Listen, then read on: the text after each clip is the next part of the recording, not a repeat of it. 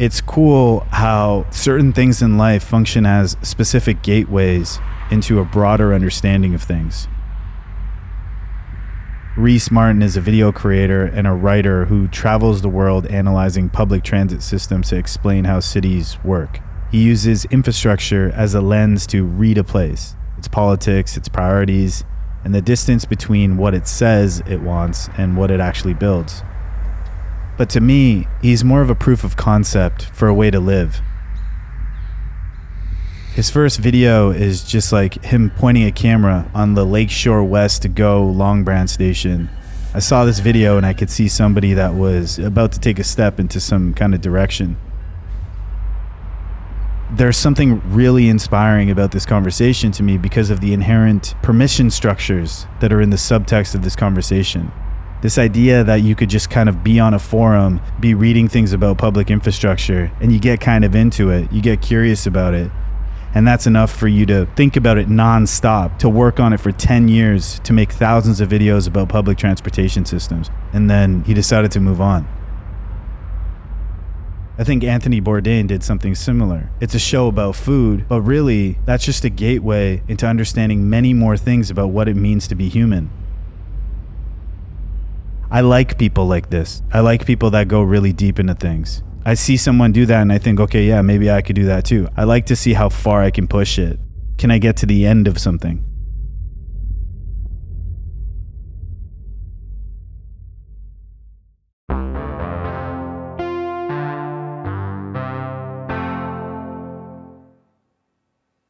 I feel like you learn a lot of, it seems like you learn a lot of things by going super deep into something. 100%. And I think you also learn a lot of unexpected things. And perhaps things maybe that are like seemingly obvious in hindsight. I think it's interesting that you went so deep on this transit thing. It is interesting. There are drawbacks to going so deep on something for sure. Right. But before we get to the drawbacks, I just want to like kind of like understand your like research into this whole like transit project, right? Like, how did this happen? How did it start? So one of the things I found very interesting was the first video that you posted. Yeah. Like if we can see that, it's interesting because it's like, it's almost like this cinematic video in context of like what ends up happening. Like I watched this. Shit, this is a deep cut for sure. Yeah. Okay. So wait, can we get audio too? So you're like breathing and then just like, I actually really like this. Well, the thing that was really... Wait, hold on. We got to watch it. Yeah.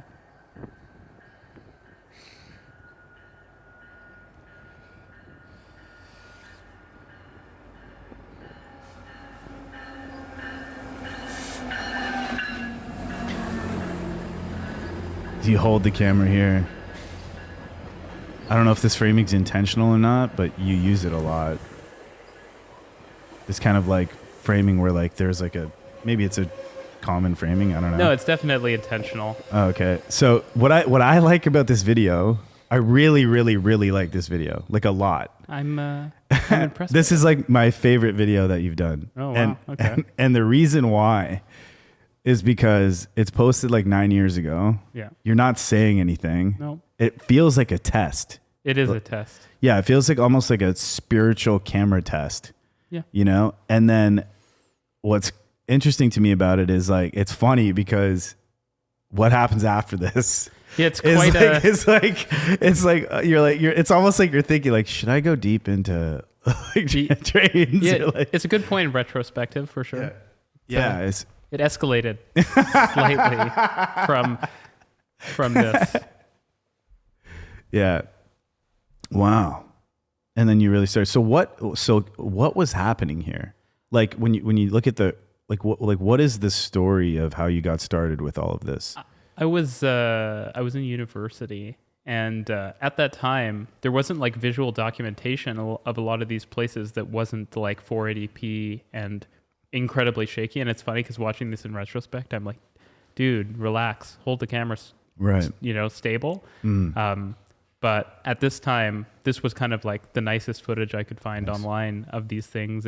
Most people that filmed this stuff were like crazy enthusiasts, and I was just kind of interested in stuff that was going on. And so, I went and recorded these various things, and initially I just uploaded them and let them sit there and didn't really pay much attention to it. But then I noticed that they did get, at the time, what felt like a lot of views. And I mean, it is a lot of views when you reflect on it, because it's like 200 subs getting 1,000 views is actually pretty good in my opinion, in retrospect. And so I just kind of progressed through, and I was very interested in this topic. I was super busy with school, but I was like, oh, the weekends I could have partied or whatever, but I was like, oh no, this train thing is really important. I have to document all this stuff, and it's sort of it's an interesting area because there's so much technical depth and so much interesting culture and cities and stuff in transportation, and yet it's very poorly documented, and people don't actually understand it very well. And it's like we spend billions of dollars on this stuff,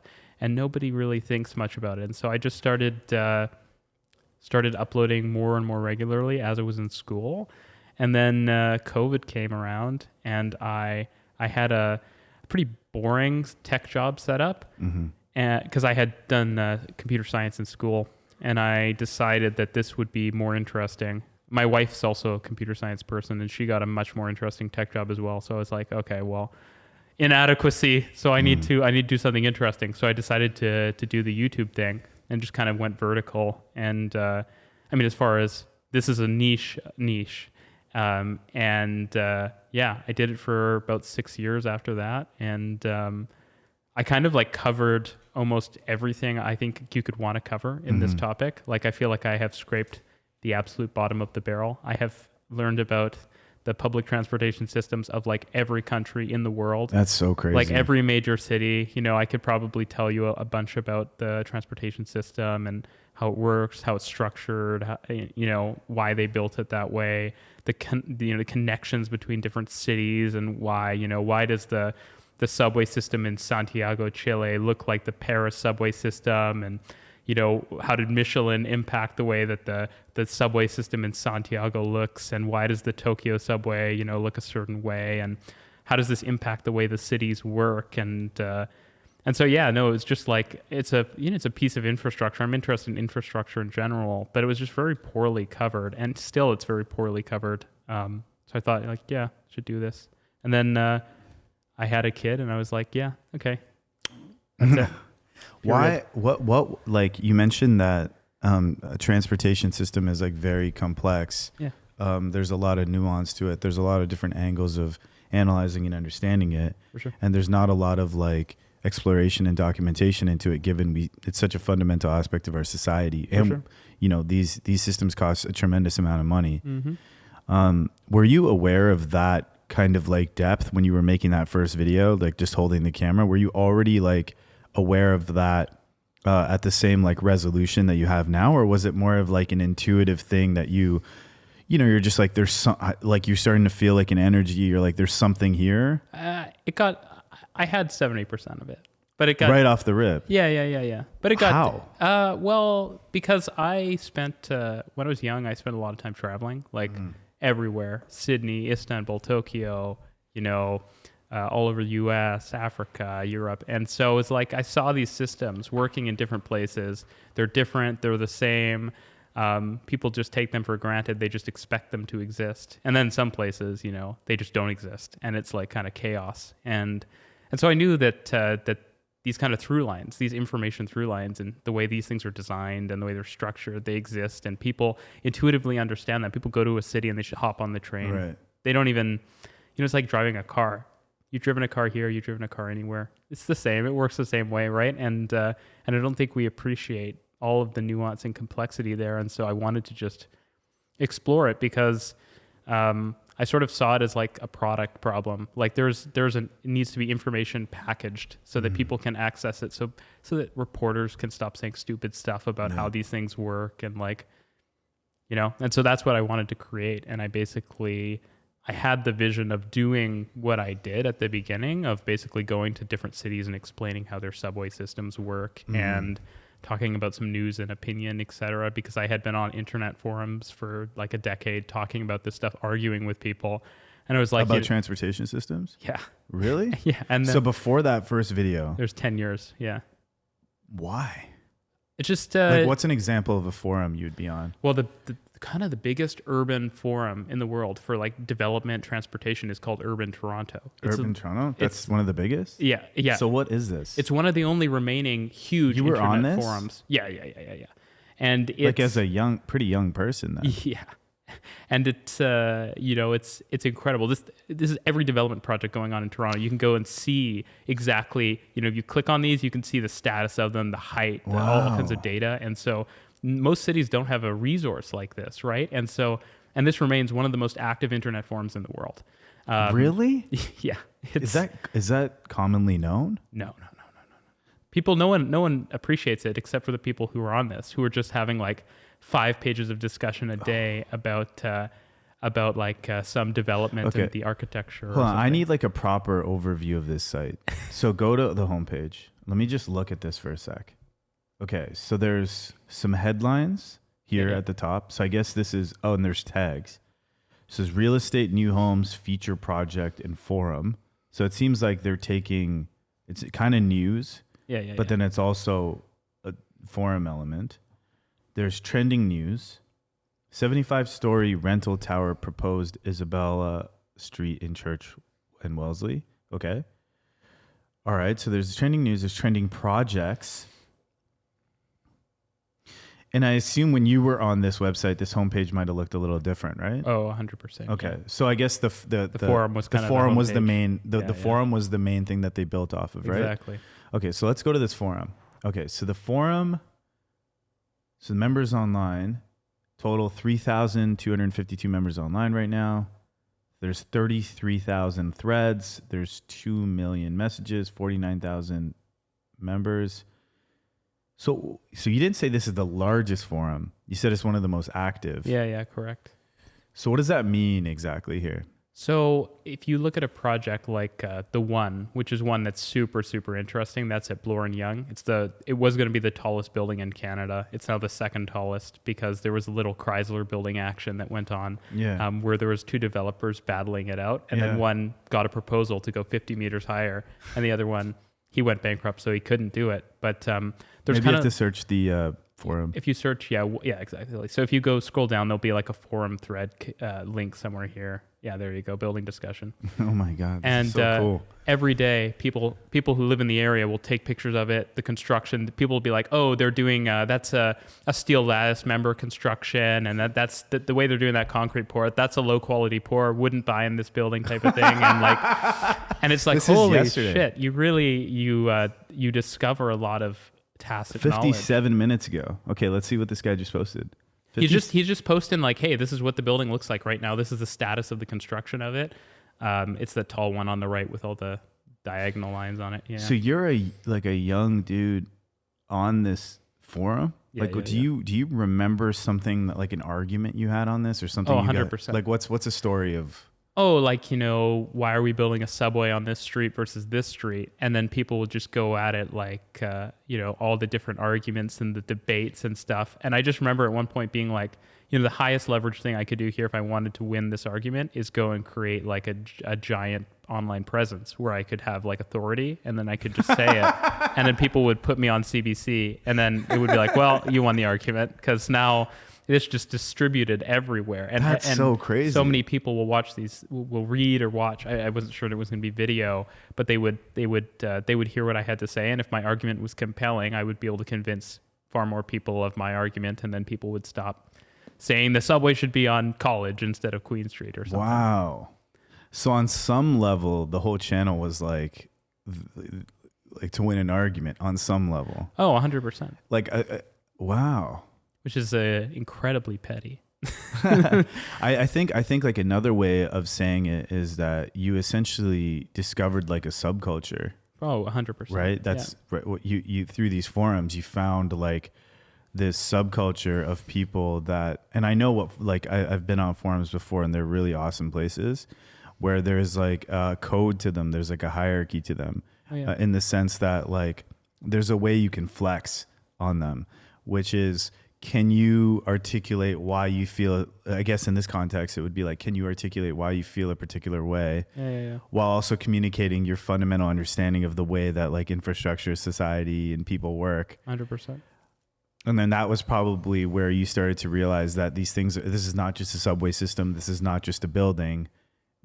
There's a lot of other stuff going on here, not just in what these like structures fundamentally enable for society, but also in terms of people's reactions to the creation of these things and how they're being affected. Oh, and just how strongly people feel. Right. You know, like spandrel is like the kind of opaque glass material that goes on all the condos. It's literally like, if you look at a condo building, it's the kind of dark glass that's super ugly that people hate. And it's Can like, we read that? People have such a strong feeling about this material, and it's like most people have never heard of it, but they do have strong feelings. They just don't know they have strong feelings about it, because it's what makes all of our condo buildings look so gray and kind of reflective and shiny and kind of almost cheap.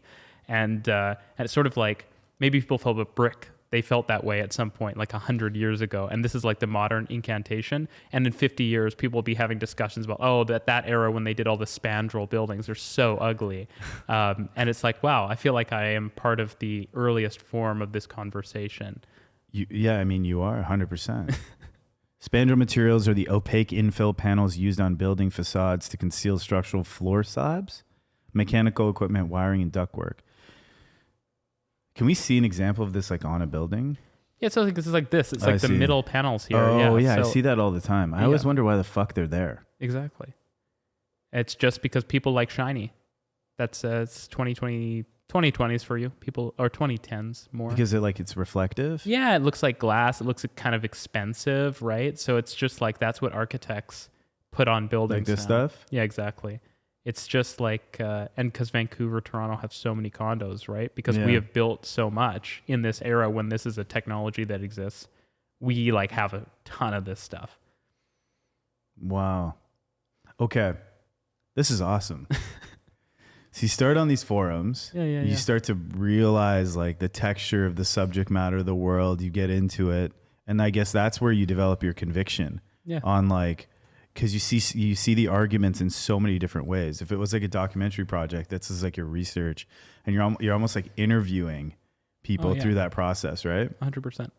Okay, and then it's cool too because when you see the back and forth of all of these different characters, and so then at some point, I guess on some point you're like, okay, I should make this stuff is just stuck in this forum. Exactly. What happens if you take it out of here and put it on like some kind of like a bigger stage almost? Yeah. That's awesome. And make it accessible, right? Because it remains, one of my top uses of Gemini is now using it to read the forum. Because the forum, interesting. I read it, so I used to be on it daily, and now I read it once a month because there is so much data. So people just writing so much, and there's no way to process it. There's no way to absorb all that information and live a life. Totally. So now I just get Gemini to read the forum for me and summarize to me, and it's honestly, it's better. So how do you do that? Is it just like a basic prompt where you're just asking it? Yeah. Go read pages, URL? 367 to 397. I see. So you're doing some level of like specification with it. Yeah. And then, and now I've like slowly built up. So it's like start from last time, what pages I read last time. And it's better than consuming it directly because people have arguments and stuff. And sometimes they're valuable. Sometimes they're like, oh, I don't like that contractor screwed up that building. And it's like, and Gemini just filters that stuff out. So you just kind of get the signal and not the noise. Totally. Wow. Really cool. Okay. So you're on the forums. That's how you kind of begin to develop your initial perspective. For sure. Then you start making these videos. You made. Now I can see why you said the 70% was there and your intention was very clear. Because like you did that almost like camera test that first video. Yeah. But then right after that, you were just explaining this shit. Yeah. Pretty quickly. Yeah. And so, what did you learn through the process of like taking that step? Right. Well, did it deepen your understanding from that time when you were on the forum? Oh, 100%, because I was actually going out in real life and I was paying attention. It's like you're riding on the subway and it would be like 1 year I was reading my readings for university. And the next year I'd just kind of sit there and just kind of look, oh, like, you know, how busy is this station? What doors do people get on at? Where are they getting into the station? You know, how does it change from day to night? You know, what kind of people are riding the subway at this time of day? You know, what's wrong when there's something wrong with the subway? What exactly do they say is wrong with it? Is it a fire? Is someone got injured, or what's happening? It's just like there's all this information flowing, and people just totally tune it out, right? And it's like if you actually start paying attention to it, it's crazy. Or you even look in the subway, you're like, what is that conduit doing? Why is that there? That wasn't there last week. They're adding it. Why are they adding that stuff? And it's incredibly complex. And I mean, in Toronto, we just hear about how all this stuff doesn't work, right? And so it's like, well, why does it work in Vancouver? I'm from Vancouver. Mm-hmm. Why does it work in Vancouver? It doesn't work in Toronto. What do they know that we don't know, right? And I just found it fascinating. And I'm not like, I like this stuff, but I'm not, they call them foamers. There's these like, yeah, like they're foaming at the mouth. Oh, so it's these kids who are like 12 years old and they go and film buses, right? And they're crazy. And they're the kind of like the people that are super into public transit. And I'm not like that. Wait, you said 12 years old? Yeah, 12-year-olds who just go around. 12-year-olds that film buses? Yeah, it's surprisingly large internet subculture. If you just search internet subculture of 12-year-olds filming buses called foamers? Yeah. That's a thing. And then it's like 40-year-old men too, because you know, there's a lot of people on the spectrum in this community. Really? Yeah. And is it because of like the system related nature? Yeah, I think they think they like that. They like how it's, you know, it's very like standardized. It's like I go to the bus stop, the bus comes. Oh yeah, and, you know, yeah. It's like and what time was it there? It's 4 minutes off, whatever. Exactly, right? There's so much to analyze for these people. Can you find these foamers? Yeah, I mean, if you look up, I mean, it's people who like take. You got to 12-year-olds like, filming buses. No way that's the right. You got to search like CP Canada Public Transit CPTDB. Yeah, there you go. This website is kind of like their. This is another website. Yeah, another forum for this shit. Yeah, this is not really my thing. Like, what is this? This is like, the Toronto got a new bus delivered, and it's like painted like 2% different red. Oh my god! And it's like shit. Yeah. So you can see here they have. How is this real? No, it's just these guys love to nerd out on this stuff, and I'm not into it, but I respect it because of course they're deep. They're like the rims on that bus. Those are chrome. We're doing chrome rims now, and it's just like it's the same. There's a crossover between these communities. Have you been able to figure out why people are so into this? Yeah, I think it's just accessible. You know, it's like people are into cars, but it's like the kid that's really into like a Maserati can just might not ever be able to get a Maserati on his hands. But if he's into a bus, it's like, wow, you just go down to the block and you can see the buses, right? And so I think they like that. Wow. So, okay. So wait, can you give us a breakdown of this forum a little bit? And it's just is this where like you'll find like these people filming buses? Exactly. I guess, well, this is you can already see some of the pictures on the right. Like they like choose their favorite bus and they'll like, yeah. I mean, they'll really name that's it like after their profile picture. Exactly. Yeah. Damn. So they're enthusiastic. Wow. I think another thing that, is interesting, I guess, is like the reason I'm shocked about it is kind of revealing as well, which is like kind of maybe like our cultural relationship with transit in general. Like if you ask me about cars, I know a lot of shit like about cars and have preferences and things like that. But I guess in like the Greater Toronto area, we live in like a car dominated world. That's the sense people have, yeah. You know, or it feels like that, I guess, from my like car point of view. Yeah, I mean it's more car dominated than like the average European city. Yeah. But like compared to like LA or something, it's like orders of magnitude less. Yes. So it's an interesting place for sure. Damn. Wow. Okay, so you go through and you're building up. So now you're like making these videos, you're explaining this stuff, making it more accessible. Yeah. But along that path, and I'm hoping to pull some of these people and be like, hey, like you like the buses. What if you thought about like why there are buses, or like how there are buses? Like how do we fund this? How do we have better buses? Like like try to capture some of that enthusiasm and like use it for something more productive. You know? I still can't believe that foamers thing. That's just so crazy. Yeah. And so did you know about that forum early on as well? No. Oh, so that would so as you started diving deeper, you started to learn more. Yeah. You started to see more stuff, right? Well, because there were massive Facebook groups as well. So that's Right. another thing I've forgotten it. Mine hold it because I don't go on Facebook anymore. Right. But like there were massive Facebook groups, like hundreds of thousands of people in them. Like about what? Public transport. And they would be like people from different cities comparing their systems and how things were developed and the politics and there was crossover from that into architecture and urban planning. Yes. And it's funny because urban planning is like having a bit of a moment. Like there's a lot of people are paying attention to it now, but like this was like 15 years ago and people were really into it. And so it's like that was the earliest phases of what grew into this current interest people have in walkable cities and all of that stuff. Would you ever take something like a note that you found on the internet, let's say like somebody on a forum said something that you thought was compelling, they had an argument that you thought was pretty good, you would take that note and then get on a subway or a bus or go to a specific location to observe that for yourself to validate it? For sure. Right. Yeah. And that was the coolest thing was I could do that. I grew up in a place that there were horses. All my neighbors had horses. What? Yeah, it was rural. And so that's why you're interested in and so it's public part of it. man. It's zealots. This makes a lot of sense. Converts are the biggest zealots. You grew up in a place with horses. Yeah. Okay, and then you started moving around, and then you saw like fucking subways and shit. Well, I was traveling, and so it was like I would come home, and I'd be stuck at home. Where did you grow up? Kind of a rural community outside of Vancouver. Can we pull it up on Google Maps? Langley, British Columbia. Oh, okay, Langley. Yeah. So there's like horses and shit there? Yeah. If you were to look up Fern Ridge, that was where I grew up. So Fern Ridge? Langley. Hey, wait, let's get an overview. This is Langley. Yeah. So now where are you?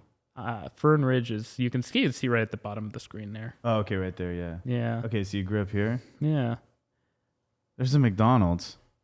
That's kind of That far. McDonald's wasn't there. Okay. All of this industrial development. Can you drop like the yellow guy? Yeah. Just like on that street. This is actually kind of totally different than what it. So what was it like when you grew up? It was just as you can see, there's no sidewalks or anything. There's definitely no buses. Why didn't you guys just drive cars? Why do you have to take a horse? Oh yeah, why did we take? I had a car. Okay. Yeah. But you were just saying the fact that there were horses is indicative of exactly like like there's like a chicken farm directly behind where you're looking right now. There are a bunch of big houses, and then this development, like all these trees. This used to be forest. And this has just been just clear cut to build housing now. So it was an interesting experience watching the town I grew up in over time go from forests and like farmland to like condos. Yeah, of course. In the span of one lifetime, right? And is there a body of water there? Yeah. So what's this thing? That's an old gravel pit that they converted into a lake to sell the properties for more money. Okay. So you grew up here. Yep. And like, especially if you're growing up, you don't have access. Like, I mean, you can't drive right away. No. And so you're kind of just stuck in this place, right? Yeah. Or you could walk to like the corner store, or you get on a bike and bike like an hour to Starbucks, but that was about it. Okay. So a bike in how long? An hour. Okay. So yeah, you're kind of stuck here. Yeah. And so then when you go to different places, yeah, you kind of have your early experiences with these different transportation systems, and it's like magical because it's like you can just go anywhere and traverse these huge distances, right? My uncle lived in Manhattan. Oh shit. His wife or fiance at the time had a apartment in Chelsea, a big apartment, because she bought it when it was like a shithole. Yeah. And but by the 2000s, 2010s, it was like, holy crap, this apartment's probably like worth an unbelievable amount of money. It's like across the street from Google in Chelsea. And so I'd go there, and my uncle would just be like, oh yeah, just come back by this time, and like we'll have dinner. And it was like I just rode the subway all day, just like to different places. Like let's go to 12. Whoa. And so it'd be like at home, I can walk down the street, and then in New York, it's like do whatever you want. So you were on your own at 12? Yeah. So you were just going around Manhattan at 12 using the transportation? Oh, all the 5 boroughs. Wow. Yeah, that would change your life 100%. Yeah, it did. It's why I did this, I think. Yeah. Yeah. Yeah, that would 100% change your life. Yeah, it was pretty amazing. Like New York City's unbelievable. It is. And seeing that at 12 years old, and then the transportation system, you know, it just unlocks access to all of these different places. Then you come back home and to where you are, and you're just sitting there again. I was sitting in the apartment, and I wanted to go to Fifth Avenue, and I was where I grew up. It would take 20 minutes to walk to the nearest like corner store. Yeah. And I saw like, okay, plug it into Google Maps. Oh, it's 20 minutes on the subway. It's just like, wow, you can go anywhere. Totally. Just instantly, basically. And that connectivity was just, that's what led me to move to Toronto, was that was the closest thing to New York we had in Canada. Okay, I'm starting to understand. So you grew up in this place that was kind of like this empty, like not a lot of public transportation. No. You get some early experiences to public transportation in one of the biggest cities in the world, New York City. Yeah. That starts to shift your relationship with a place, and you realize that certain systems, certain scaffolding enable experiences that would be impossible without them. Yeah. And then I guess that's kind of like the inciting incident as to how you start going on the internet and trying to look into transportation systems in general. Yeah, it's like, why isn't it like this here? Yeah, totally. Right? Why is Vancouver not this? Why is it? And Vancouver's actually pretty good. Yeah. So it was a good place to grow up in the sense that like it could be much worse. Yes. You could be in Edmonton or something. But yeah. And then the kind of like the thing that pushed me over the edge is I went to Tokyo in the senior year of high school. Yeah. And I was just, there was a bunch of exchange students who had been at my high school. And so I just like met up with them. And it's like 2 a.m. We're like walking around Tokyo, getting food at random places, drinking and stuff. And it's like, wow, like this is another world compared to my life. And it wasn't about the transit. That was the foundation layer that enabled this. You don't need a car. You just go. And I had a car, but it was the sense that it wasn't about the car. It was about you, and you can go anywhere and do anything you want at any time. It's access, right? It's you don't have to wait. If you want something, you can get it now. Mm-hmm. And that was, and it's just changing. It's the sense that, oh, there's construction, everything is evolving constantly. It's not static, right? It's the place I grew up. It's changing now, but it was like, could look at it 50 years ago, it would have looked the exact same. And it's like Tokyo. It's nothing like what it looked like 50 years ago. 50 years ago was, well, now it's like 100 years, 80 was bombed out. It was just rubble, right? And they built stuff. So transportation system on some like intuitive level for you becomes like a symbol of like, it's like a sign or a symbol or a sign of like freedom. Exploration. Exactly. Right. And then you're probably like, once you saw that, you're probably like, man, I don't want to be anywhere that doesn't have a developed transportation system. Oh, exactly. Because, you know, and it's not necessarily about just the transportation system, but it's like, you don't want to live in a way where you're kind of stuck, where you can't explore, where you can't try things, you can't follow your curiosities, you can't, you know? Exactly. Well, and it's just, you know, in a big city, you have people can do things, you know, and it's sort of like, it's death is this emptiness, this rural thing where there's no people don't have ideas they can share. And if they could share them, they can't get together to share them because it takes an hour to get to anything. Right. And so cities are kind of like the epitome of humanity because they are what brings human beings together to like create drugs and you know, new technologies and all these systems of society, you know, healthcare, et cetera. It's like that is what humanity has created, as is the cities, right? Like I think it's our greatest creation. Can you find the video that Reece made about Osaka? I just want to like, I had this kind of realization when I was watching this. It's like Osaka explained. Yeah. There's some water here if you want it. That's sweet. Yeah. 26 minutes. That one is a long one. Yeah. So here, I had a realization when I was watching this video that I didn't really realize before, and I think maybe for your like subscribers, this is probably obvious, and I think like for people in these different forums, I think maybe this is obvious. So I just want to say like, you know, this is not a subject that I think about as much as all of you. I'm learning, you know? Yeah. And so that's all any of us can do. Yes. So there's this opening moment in this piece that I thought was really interesting. Again, super obvious. This. Yeah. Okay, so stop here for a sec. I know this is obvious, but this was interesting to me. Mm-hmm. And so I'm like, okay, this guy is going to break down the transportation infrastructure in Osaka. You frame it up at the beginning of the video. You kind of like outline like an initial like premise, why this is interesting. Then you have your, subscribe thing, which is obviously cool. And then you go to this, you kind of begin the story of how this transportation system works. And the first thing you do is like, okay, the first thing you need to understand is that Osaka is on a map, right? Meaning like it's geographically positioned somewhere on Earth. Yeah. Right. And then if you continue, let it play. And then let's keep going a little bit more. Oh wait. Yeah. Okay. Stop here. And then you're like, okay, so what is around it? Right. And I know this is obvious, but for me, it started making me realize that a transportation system is almost like a table of contents for like the culture of a place, what they value, what they care about, what it means, the historical development of it over time. Yeah. Because even if you just look at this, and I don't know why, it's just so easy to not pay attention to this shit. But it's like, okay, the reason that there's a transportation system in Osaka and there's like all these lines, they represent the flow of humans. Exactly.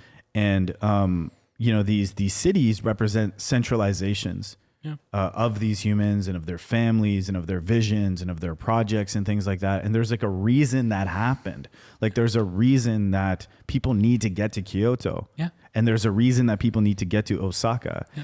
And the energy and vibes of these places are very different too. Exactly. And it's like, but that's completely related to the way that they're connected to each other, right? And I mean, like when I would do a map like this, half of the reason is because people hear these names and they can't position them. Where is this in the world, as you say? But also like, I don't think most people realize that Osaka, Kyoto, and Kobe are like Toronto, Mississauga, and Brampton, right? They're all right together. Right. And they're kind of just different flavors of the same city.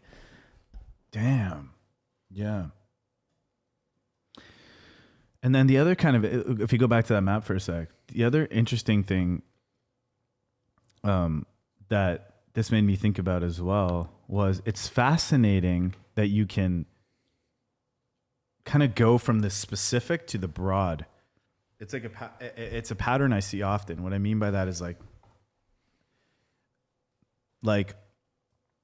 you can go into a place through the transportation system, like as a subject, and it can reveal things about the culture, the sensibilities, and so on. But you can also do it through things like food, and you can also do it through things like music and stuff like that. I just think it's like Bourdain, I guess, did it through like food, and it's just.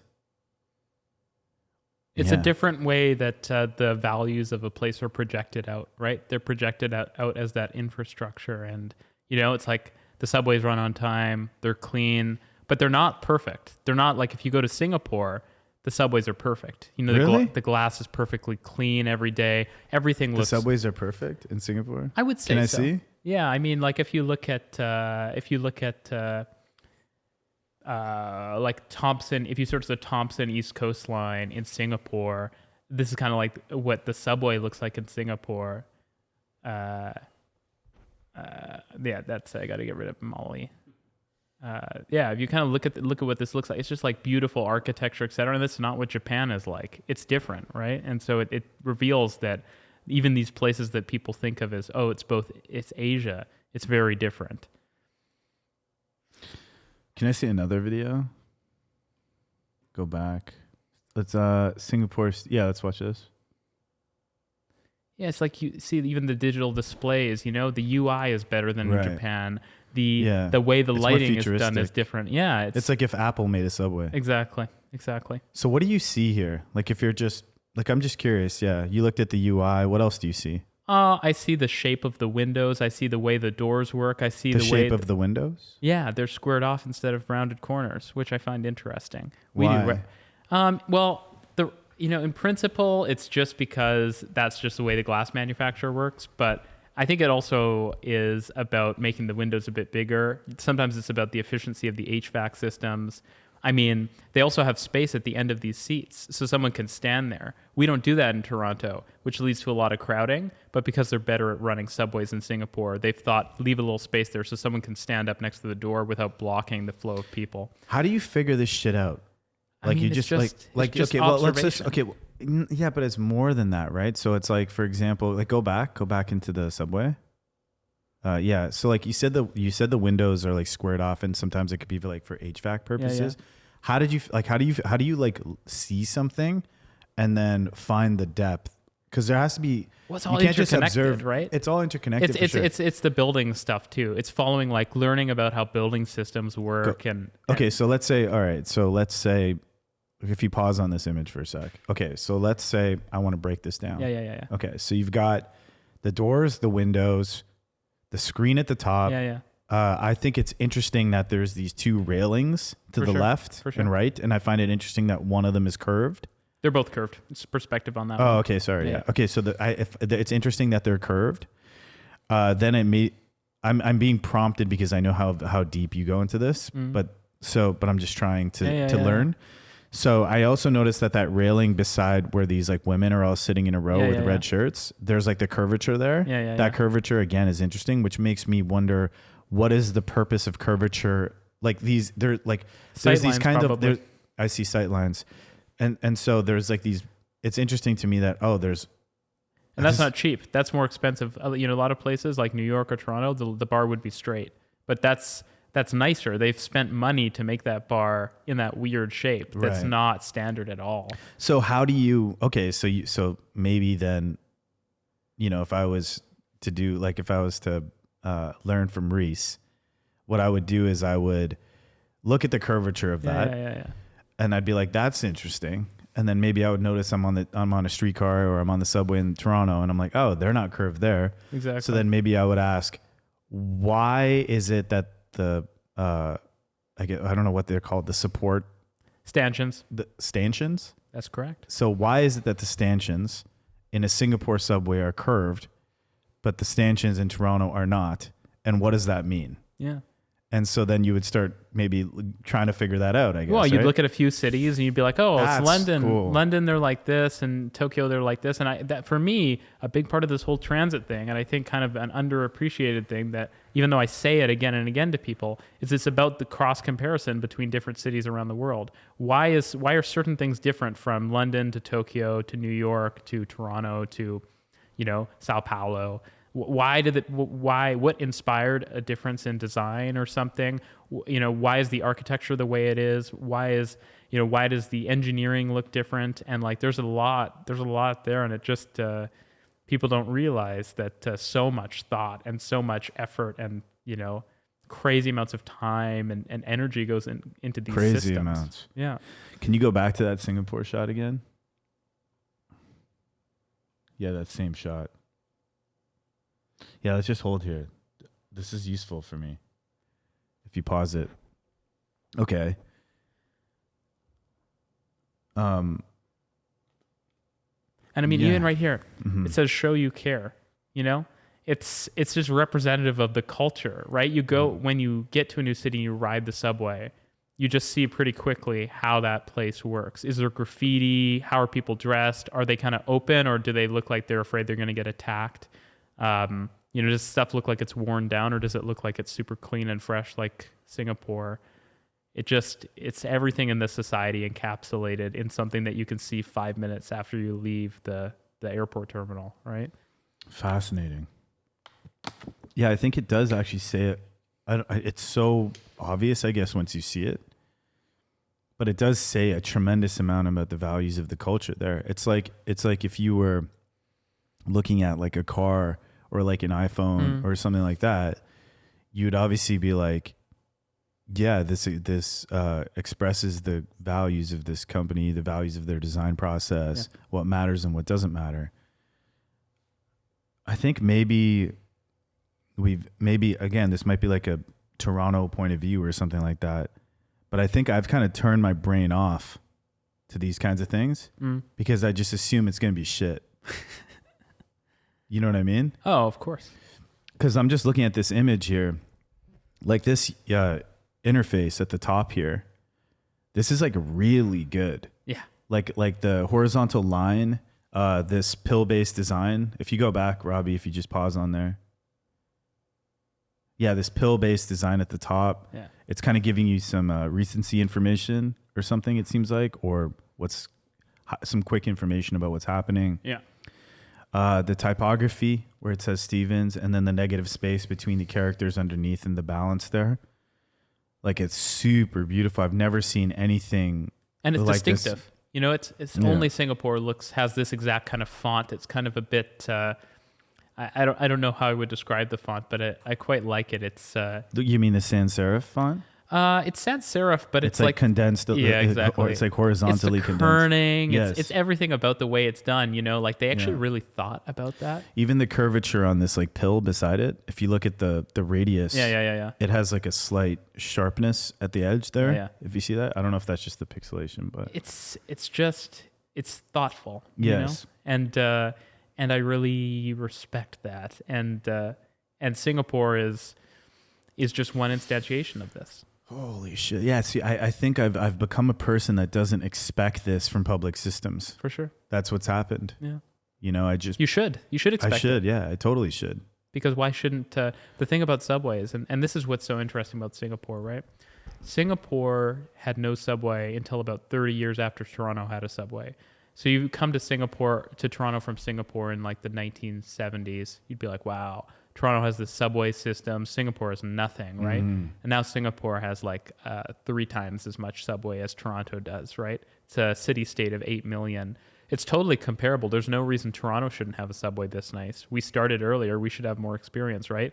But what the Singaporeans realized was they could just take the best ideas from other places and incorporate it into their system.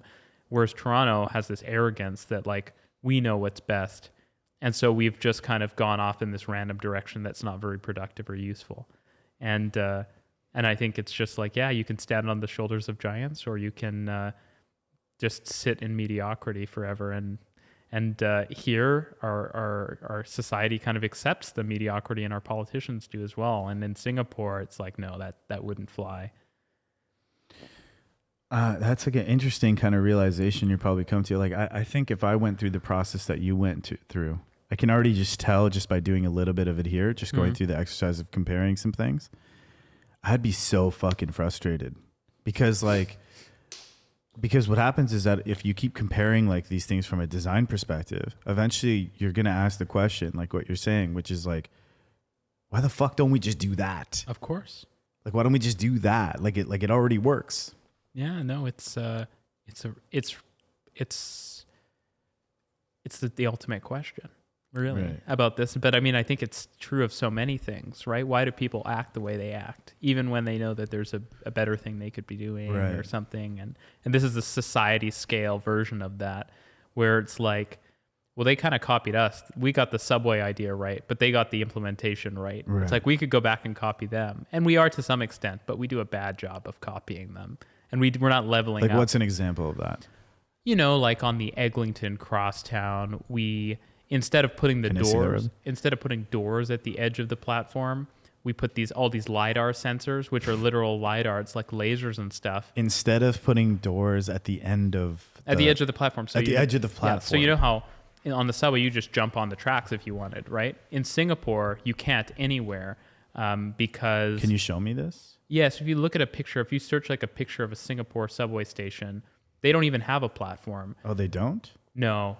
And it was funny. This guy's not from Singapore, but my roommate from China.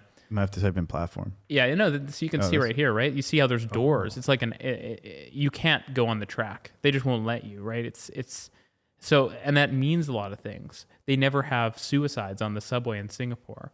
They have air conditioning on the subway in Singapore because once you have those doors, you're not talking about air conditioning tunnels, right? And so they've created these systems that, and now this is standard around the world. And this is kind of one of my current bugbears in Toronto is we don't have these doors. Can you explain to me why there's no platform here. Maybe I'm not grokking that from the image. So I guess there's this like There is.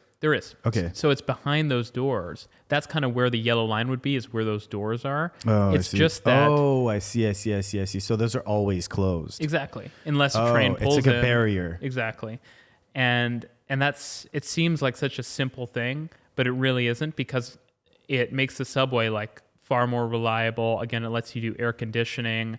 It lets you do all kinds of smart things. Like if one of the doors on the train's not working, that one will like have a little red light over it so that people don't wait there. People know where to queue up because the doors will always be in the same places, right? Is it like many things come from this engineering design decision? It's a persistent interface that can signal things even when the subway's not there. Exactly. You have screens right above the doors so people know, oh, this particular door is the door I should wait at if I want to go to that station, because the exit at that station will be where this door is at this station, right? It's things you can't even conceive of thinking that become possible. And so it's systems like this that are, but it's funny because my roommate from China, he was in, and it's a crazy story for a few reasons. This was a roommate in 2016. He was from Chengdu. Chengdu had 2 subway lines in 2016. Chengdu is a city of 20 million people. It's half the size of Canada. And we went on the subway, and he's like, "Oh my God, this is terrifying." He's like, "You could fall right on the tracks." Because in China, they basically just skipped the part where the train doesn't have a barrier. It's like an elevator. Imagine if the elevators here didn't have a door. It's like not different really in any way.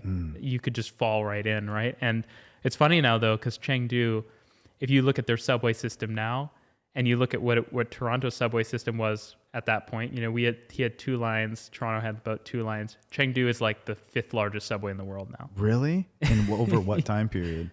Like 10 years. Can I see like a progression of this? Yeah, if you search Chengdu subway, I guess. So I guess we'll touch on this, and then I have another question. Yeah, this is one of my friends made this meme. Oh, one of your friends made this? Yeah.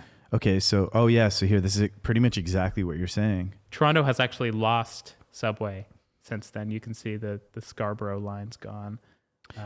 You've also made a video that quantity is not always like the answer as well. For right? sure. Yeah, I'm so happy you mentioned that. Yeah, but that's not. But this is. But there's a correlation. Yeah, there's too. a correlation. Yeah. What have you learned? Okay, so here we're seeing like 2010 Chengdu. There's no subway lines. Yeah. And then in 2010, you see 1, 2, 3, 4. 4. It's kind of like cheating on number 4. Yeah. So let's say like 3.5 subway lines in Toronto in 2010, and Chengdu there's none. Then it's like a cross quadrant thing. Yeah. So then in 2024, there's like, I don't know, hundreds of stations. Yeah, it's like a lot. It's like this sprawling kind of thing. Yeah. In Chengdu, and then in 2024 in Toronto, it's the same. I mean, like there's actually like a loss. Like we lost the kind of like. It's pretty much. We added a bit on the northwest. Still 3.5. But it's about 3.5. Yeah. So the point here is that you have this Chengdu place, which is like progressed dramatically in terms of the transportation development that they've done. And most people have never heard of Chengdu. And then you have Toronto, which has like minimal development. Actually, kind of we backtracked on a project. So what have you learned about like why that happens? Like not only, like why does this happen? Well, there's a lot to it. And I think, you know, I'm all for like, I think China is going to define the next probably 5 centuries of humanity. But what people don't appreciate is that Western society wasn't always like this. And this is pretty, and I should say it's representative of Western society, but especially Anglo society, like the UK, US, and Canada are terrible at this stuff. It wasn't like that though, because what my friend likes to remind me is that New York had almost no subway in 1900. And by about 1920, they had most of what we have today. Wow. Right? So we actually did, and it was actually developed by private companies, right? So it wasn't a state-led initiative. So it's like we actually did have, and you know, to some extent, And I think that China's done many things that we can't imagine doing. But to some extent, the Americans had achieved this a century before China had. Right. Or at least in New York they had. Yeah. Right? And so it tells you something about like, you think like, oh, China is so advanced, and they are advanced in a lot of technologies and stuff. But it also says like, wow, America was really advanced. Yes. They built this stuff 100 years, like a Yeah. whole century, when we didn't have computers, we didn't have anything, and they built all this stuff. And like, where's the economy moved since then? What industries have grown? What has that enabled? These investments that these investors, they were failed investments ultimately because they went broke, but it obviously did something for the city, and it enabled the kind of, the biggest economy in the history of the world to exist, right? And so I think it's pretty interesting. Damn. This is it's so funny because we're looking at the transportation system, but it's making me realize how, I don't know how to say this. It's making me realize how much of like a warped perspective I have, in that, like, I put no faith in like my local government's ability to like innovate. For sure. Like, it just even expecting that, I guess. And again, like, for different people who live in different places, it's going to hit differently. Exactly. If you live in Chengdu, you're like, wow, they're pretty good at this stuff. Yeah. And maybe if you live in like Singapore or something like that, maybe you form an expectation that like, hey, public systems should be like the epitome of design, the epitome of innovation. And that's the thing, right? If you look at Singapore, I mean, we actually do have a subway station designed. We have a couple Starchitect designed subway stations. Like Starchitect? Yeah, like Norman Foster or something. I don't know. Right? So what is that? Starchitect is kind of like, it's a term for like these kind of like super famous architects that have like, they do like crazy designs. So Norman Foster does a lot of Apple's designs. Oh. And so we actually have a Norman Foster a Starchitect. Okay. Exactly. We have a Norman Foster designed subway station, but Singapore has like, they got everyone. They got all the best architects to design their stuff, right? And it says something about their society that they care about that stuff. I think it's very interesting. I wish we did that in Toronto. We did, but it wasn't in like the downtown. We did York University Station was designed. What do these look like? Wow. But no one goes there, right? I've never seen this in my life. You don't actually get up there. That second image looks beautiful. Yeah, it is beautiful. This is a subway station? In Toronto, yeah. That? Yeah. This is in Toronto? Yeah. It's right at York University in the middle of there's a loop there, and that's like incredibly beautiful. It is, yeah. I wish we had something like that downtown though. Wow. But you can see something if you look at the picture on the left here. It was designed to have the doors like in Singapore. You can see how the kind of the roof comes down, like there should be a door there. But we cut it because the project was late. So we were like, oh, we gotta cut that element out of it. And so it like says something that we did that instead of completing it properly. The way they did this concrete roof with this lattice work was crazy. It's just like so expensive to do that, but that's going to last for like 200 years at least. So it's pretty amazing. Just hold on that image. Go back. Wow. Yeah. When you start, again, this is obvious stuff, probably to most people, but I don't think about these things that often. And so for me, when I look at this and I just start asking some questions about it, it's crazy the level of detail. Like if you go back, Robbie, to that image, like this one, it's like just this kind of like sectional pattern at the top. This kind of like almost like, I don't know what they're called, this like pillar kind of thing. Yeah. Man, just the amount of like detail and decisions and thinking, and then to actually see it through. Even though they cut obviously the fact that they didn't go with that, platform doors. Platform doors. Yeah. obviously that says a lot that they didn't go for it, but also at the same time, the fact that they did this project and saw through as much of it as they did, that's pretty cool. No, it definitely is. And I mean, look, the way I see it, Toronto has just this unbelievable unfair advantage for a city on this continent because we have this public transportation system that, you know, it's like 80% of the way there. You think so? Yeah. What is your like perspective on like the public transportation system in like Toronto and the surrounding area?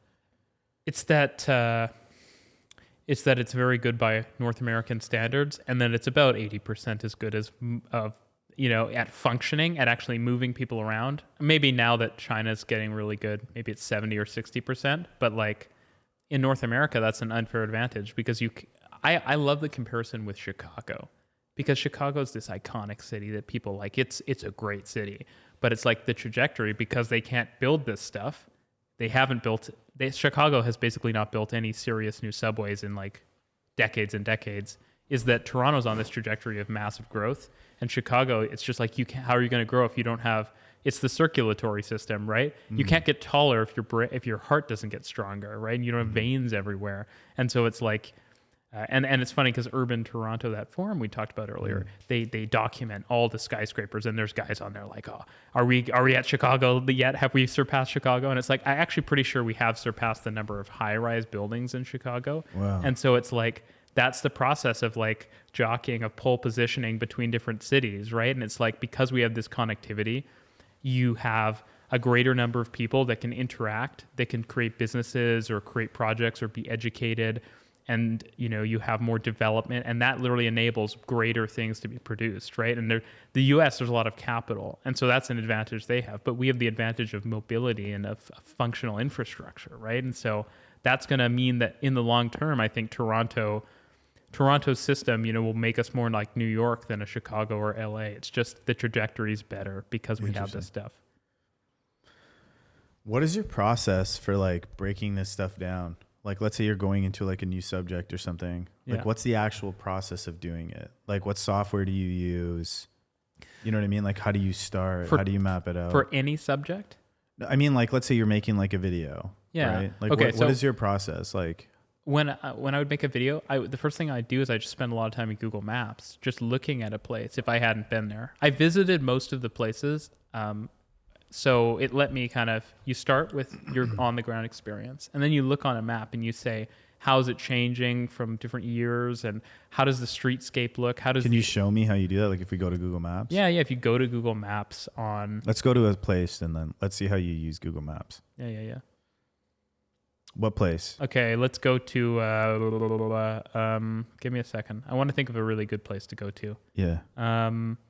Let's go to, it's actually crazy how good Google Maps is. Oh, it's my favorite piece of software that's ever been created. It's so good. Let's go to Tokyo and let's go to Shibuya. So it's like west side of Tokyo. Yeah, there you go. Right there. That was pretty good. That was a pretty, wow. That's right. Impressive Google Maps use there. If you zoom in, so I would always use satellite view because like I want to see the real world, right? And then I would often turn labels off. So the thing with the satellite view is that for me, it makes it hard to see all the details because when you switch over to this view, it kind of abstracts things. It does. Makes them almost like a cartoon. Yeah. But you prefer the satellite view. Because then you see the actual built structures, right? Right. You can literally zoom in and see. You can even see now. You can see where the high rises are. You took the labels off? Yeah. Interesting. Because it lets you see where the shapes are, right? Even if it's like, I don't want to be aided by I want to see where the structures are. Where are things congregating? Like that's what I find really, really interesting. This is where the famous crossing is basically. Can we take off all the labels and everything in the way? And then you got to go to Globe View. You're almost I think we're on Globe View right now. Okay. Yeah, let's set it up exactly how you do it. Globe view, bottom left, yeah. And then labels off. Yeah. Oh. So now you can, if you command click or control click, you can you can angle it too. So I love this so much, right? So this is like, I spend so much time doing this. Like, so you're really looking at this thing as like a sculpture almost, the 3 dimensions. Wow. Okay, so you start, you have some baseline level information. You've been there before. Yeah. And then you start kind of like cruising around, looking at this place with this three-dimensional place, in this three-dimensional kind of view to understand like what is this place? Yeah. So what do you like when you're moving through or doing this? Like, can you guide us and maybe share like some questions? You notice like the construction going on here. You notice the buildings. Sometimes you notice the signs on the buildings. You see on this building on the left here, you've got this white structure. So that's probably like a concrete wall that's basically designed to have something coming off of it. Mm-hmm. So you have another building in the future. What zoom do you like? He's pretty close. Are you usually? I use all of them. It's just like, so if you zoom out, you kind of get a more contextual view of like, oh, this is how this isn't relative to all the other sub-centers of Tokyo. Yes. And then if you zoom right in, right, you really see like, oh, this is like the most famous crossing in the world, right? This is the Shibuya crossing. And so here you can really see like, oh, so the buses kind of come in here and there's all these crosswalks and that's how they interact and the street design. Oh my God, there's so many things I'm noticing. Again, this is super obvious, but if you, Robbie, if you go overhead just a bit, I know this is obvious stuff, but I haven't thought about this much. And like, even just this line-based label to indicate that you can cross here. Exactly. I know that stuff is all there, obviously. And it's just interesting to me that I don't think about this stuff that much. And these are like user interface cues. Exactly. Yeah. And they're pretty standardized around the world. For sure. So you can show up in Tokyo and you kind of get how to get around. Even if you're unsettled, you're like, oh, well, I guess I cross here.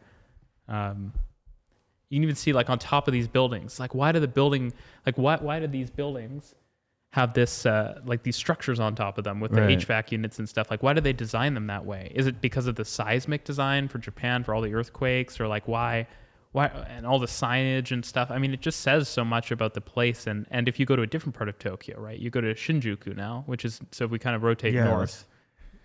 Yeah, so it's going to take you north. Turning off the labels is so obvious once you say it, right? It's like, because if everything is labeled like that, it's coloring your interpretation. And it gets in the way too, right? You can't, so you gotta, so if you look at, there you go. And so it's like, this is totally different. It's a grid, it's totally different streetscape. The buildings look different. This is more of a commercial area. Can you zoom out a bit? Yeah. It's much more gritty. It's much more like a grid system. Exactly. And so it's like, oh, okay. So why do they do it that way here? And you notice the roads and the rail lines and longer how they come roads. through. Exactly. The parks, the styles of buildings, the way that, oh, they're really tall along that street. So that's probably, they got a subway there probably. You stop looking for signs of things and you let the landscape tell you where things are, right? Can you go back on that lower angle, the way you were just kind of like moving the camera on the horizon? Like zoom out a bit so you can see the sky just a bit. Can you tilt it more? Yeah, just kind of go. It's actually, I know maybe for your subscribers, it's like, hey, it's a city. This is obvious. But for me, it's actually fucking crazy that any of this is real. Oh, for sure. like it's nothing. You have the mountains in the distance, and they have, Tokyo, they don't have a single downtown. They have multiple downtowns, right? So Shinjuku is one of them. Yeah. You're like, why isn't our city like that? You start asking these questions about the way that things are planned. And then you realize that city planning is not a science at all. And it's really it's done on vibes for the most part. Yeah. Okay. So you're in Google. So you mentioned that you've been there before. Yeah. And then you start hanging out in Google Maps and kind of going in this like 3-dimensional view and, just scrolling through and looking at the shape of things and asking questions. So what, are you making notes somewhere as you're doing that? Mentally. It's crazy to say this, but for me, most of this stuff's in my head. It's like, it's getting attached to other pieces of information, right? Because I already know where the subways kind of run. I know, I know what things to expect in these different cities. And so whenever I would look at different things, it would kind of add color to the and it would make it more multidimensional. And so that was always was a really interesting thing. And yeah, I mean, even now, I always have Toronto on this view set up on my computer, and I'll often just, when I'm even talking to someone, I'll just be scrolling around, just looking at like, oh, well, look at this building, or look at this thing, or look at the way we structured things. Yeah, we have way more skyscrapers than Tokyo, right? And that's the first thing I noticed. And right isn't away. that so interesting? Because you think Tokyo has more people than Canada, and yet we have more skyscrapers than Tokyo and Toronto. It's like, why is that? We have a lot of fucking skyscrapers. And this is old, right? This is 5 years old, so it would look way more if you were to see what it currently looks like. The CN Tower is awesome. Oh, it's one of the best buildings ever created. It's not actually a building; it's a tower. But yeah, sorry, I should say tower. Yeah, it's great. Increasingly obstructed because we have all this new range of super tall skyscrapers coming up. Okay, so you're making these mental notes in your head? Yeah. Constantly. But you got to eventually like write some shit down, right? Well, that was kind of the point of the videos. Oh, that it would be a repository. The video is the synthesis. Exactly. So it's like, I kind of was like, oh, I made the video on this thing now. I can forget about it. Yes. Because if I need to remember, I'll just go watch the video about it. And one of the things that I thought was super interesting, another realization I had looking at your work, which is like very useful to me, was I really like your work. First of all, like it's it's very inspiring to me because it's inspiring to me because I like investigating things and going super deep into things. Likewise. And exactly, and like seeing how when you go into like a particular subculture or something, all of the other related subjects that you can understand through it. And so like seeing you do that, looking at your process and stuff, I think it's inspiring because it's like, oh, maybe I could do that, about something that I'm interested in. For sure. But the other thing that I thought, the other interesting thing was you kind of like stopped doing the channel. Yeah. And that was also inspiring to me because it shifted how I saw, and maybe this is not on purpose, I don't know, but it shifted how I saw like what a YouTube channel is, right? In that, like, I think like someone gets it. It's good to hear. A lot of people are always telling me, you should keep making videos, keep doing this. It's like, no, that's the point. It's I don't want to continue. Yes. Like it's a chapter. Yes. And it needs to end for it to be a cohesive whole. Exactly. People do a thing. Yeah. Bands, architects, whatever. They create some beautiful works and they don't know when to stop. Mm-hmm. And then it actually makes everything feel less valuable. It makes them miserable. They maybe do it for money or they do it because they don't know what else they could do, right? It's scary to stop doing a thing. I can appreciate that in real time. But at the same time, it's like, that was a good thing. Why don't we just let it be a good thing and not try to drag it out forever? There are actually some things I wanted to talk about that I didn't, and that's a good sign, I think. Mm-hmm. It means that I didn't go too far. I didn't get to a point where I'm like, I'll just talk about anything. It's like they added a new bus, a new bus stop down on this street. I got to make a video about it, right? It's like, no, like we did 90% of what we wanted to do, and that's it. Put the period at the end of the sentence. Yeah, it's really inspiring. It made me want to like aspire to do something like that. Yeah. I think it's also interesting that a channel becomes like an archive, like a representation of your research into that subject. And then it's like almost like a folder almost of like all of the files and exactly. And then I mean now what it also made me realize was that you could build a channel that has like a large following, that has like tons of views of your investigation into a particular subject. Mm-hmm. You could end that channel and then you could move on to a new subject. Exactly.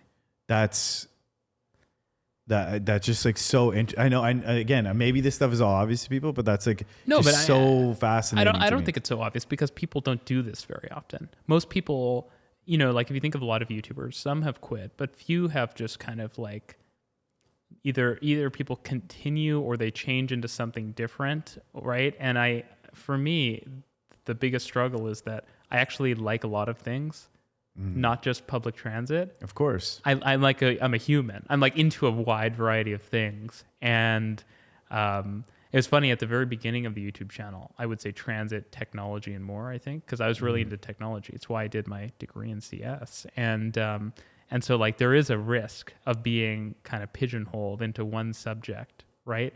And I think that the way you break out of that is that you do say, like, you've done your exploration of that thing. And now for me, it's mostly just like, yeah, I can appreciate these things and I feel like I'm more informed on them. And if people want advice on, like, you know, how should we develop this system in the future, I'm willing to provide it. But it's like there's other interesting things I want to spend time on. And I think there's bigger problems. Like, as much as I love public transportation, it is a solved problem. And it's just like, it's like sewers or electricity. That's the way I see it. It's like the best cities, they have a good system. It works well. You can go from anywhere to anywhere quickly and cheaply.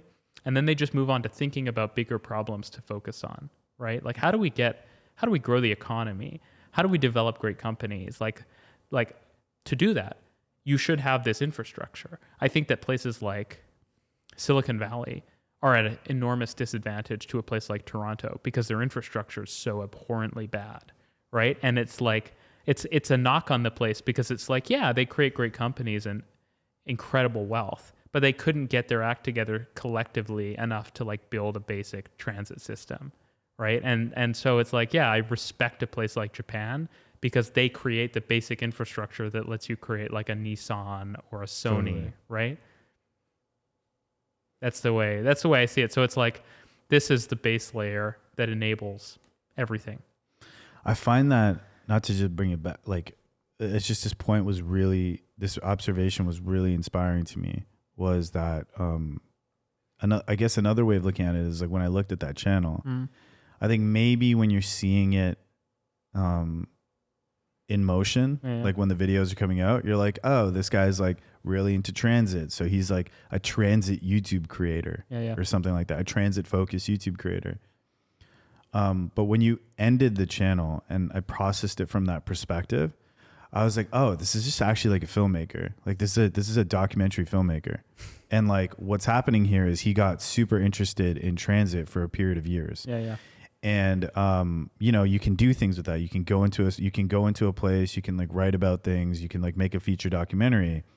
But again, for me, it was really inspiring because it made me realize, no, you can actually just like make a channel, and it can be like a documentary, right, of your progression through that point. And I mean, I think I like it more than a traditional documentary, in a way, because it's not linear, right? You have lots of videos about different topics, and they're connected to each other, but not in a linear way. So it's like a lot of the videos will reference other videos because it'll be like, oh, like, you know, in Sydney, like the way they do this is quite similar to New York, but they don't do this thing that Paris does. And if they did that, it would be much better. That kind of connection. I think that's where all the interesting stuff actually happens. Like why? Well, because the same things get done in a lot of places and they're often good. It's like people simultaneously come to the same conclusions about what the right solution to a problem is. But sometimes people come up with really novel solutions to problems that somehow don't get adopted, right? And so when I see a technology or a product or a thing or a solution, you know, I'm always asking, it's like, yeah, it seems pretty good, but does someone else have a solution that I'm not aware of that's actually much better? That, you know, because we all do the same thing. You think like electrical systems in buildings, right? It's like in Europe or like in the UK, they have much better outlet design, right? It's like we could just adopt that. We don't. And it's like, because I don't think we appreciate how much better these solutions can be, right? And so that's the way I see this. And it's the way I see almost everything. Have you thought about like, okay, so you've made this channel and I think on a process level, it's very much, in my opinion, like documentary filmmaking, in that you're going to a subject, you're thinking about things, you're cataloging things. The only difference is that instead of making like one coherent piece at the end, like a feature-long documentary about the fundamental nature of transportation systems and the patterns among them, the patterns among the different ones, and what that reveals about humanity, what you've done is you've kind of like, instead of the one coherent piece, you've made these videos along the way as you were doing your research as a form of like synthesizing your perspective. And sometimes they like reference each other. Exactly. Have you thought about at the end, like, you know, at the end of it, making some synthesized piece, some longer thing. And the reason that I'm thinking about that is because I saw like all this stuff with like these horror films that have like are ripping at the box office this weekend. I don't know if you saw that, but like Backrooms, Obsession. Yeah. And what's interesting, like with Backrooms specifically, I don't know much about this, but I think it's like, it's from a creepypasta or something online, right? Yeah, I think the guy's name is like, what's his name? Kane Parsons. Yeah, I think his like YouTube channel is like Kane Pixels or something. But like, what's interesting about this is like he was doing all of these like tests. I might be wrong about this, but I think he was doing all of these like kind of like moody tests of like this kind of world that he was doing. There's like multiple videos of it. It's like found footage. It has this like sonic aesthetic. It has like a visual aesthetic. And then, you know, they turned it into like a narrative film, but he like built up this following and this channel over time. And then it like, you end up making this like synthesized piece on top of it. I just think there's something interesting here, like about, it's just, there's something, I don't know. There's some insight I have here. Maybe there's something that's like catching my attention. You know? I mean, it's great leverage. I mean, when you have an audience like that to turn it into something bigger, right? For me, it's kind of funny you mentioned it earlier, but the part of the reason I stopped, as much as I like, it was also the end of a thing, and I wanted to end it, was just too painful. Like painful? Painful. Yeah. What do you mean? Well, like when I rode here on the subway today, there's a problem, and we kind of did a bad job communicating it. And then it's like, oh, the streetcar doesn't quite work the way it should. It's like too slow. And when you see how good it could be, and then you see the way these systems break down and the lack of care that we put into operating them, it's just painful. It's like if you're an architect and you see some great building and then it's getting torn down for a condo, right? Or it's like they're painting it the wrong color and destroying it. And you just kind of, when you see how great we could be, and then you see how great we are, and you experience the systems that would have to function to get us from A to B, it sucks. Right. It's just like every day because once you notice these things, you can't just let them go. So you see how dysfunctional things are, right? And you have the conversations with people who could change that. And you're like, wow, this person doesn't appreciate what it could be like if it was like Zurich or Tokyo or something, and they're okay with that. They're not interested in being the greatest, and it's sad. Yeah. And you're like, well, I guess I should spend my time now thinking about things where there isn't a sort of cap on the excellence, right? Because in Toronto, sadly, I think the only thing that's going to make our transportation better is just time. We need like new people to come in, new faces, a lot of people who watch my videos, people come up to me on the street all the time and be like, oh, I love your videos. And they'll be like, I'm an engineer. I studied engineering because I really liked your videos. And it's like, so I think there will be a change. I really do believe that. Like, because I see people online talking about this stuff, but it's going to take 20, 30 years until these people get into the executive roles and they're in government and they're making the decisions, right, to change things. So it's like I started the fire, and now I have to wait and watch it percolate out. And so it's like I have to focus on different things where there isn't that need, that delay between when you start the thing and when you see the outcome of it, for my own sanity, I think. Yeah. Super cool. It's a double-edged sword. For sure. Yeah. Well, I mean, you got to the bottom of it in a way that kind of actually satisfies you. Yeah. Yeah. Even though like, that end frustration is almost like, your frustration with it is almost like a recognition of the reality of the situation. Yeah, which is that these things are bigger than people. Yeah. Mm-hmm. They take, I was editing something this morning for a friend, and he was writing about how, in London, they built the underground, the tube system. They built that like well over 100 years ago. And it's like now every day, hundreds of thousands of people using it, right? And the original people who created it had no idea that this was the trajectory, this was the implication of this system that they created, right? And I think the gravity of that, people just don't appreciate it, right? And it exists for a lot of things. When the smartphone was created, it's the same thing. It's like, what do you mean? Well, you just can't understand when you create something like this, the full implications. It's literally beyond human scale. It's like you can see and you can touch certain things, but you can't you can't see or touch like 1 million people a day using a piece of infrastructure, or like 100 million using a piece of technology, right? You just can't understand the impact that has on the world. And so I think that these things they require an extreme amount of care and a respect for the power you have in your hands.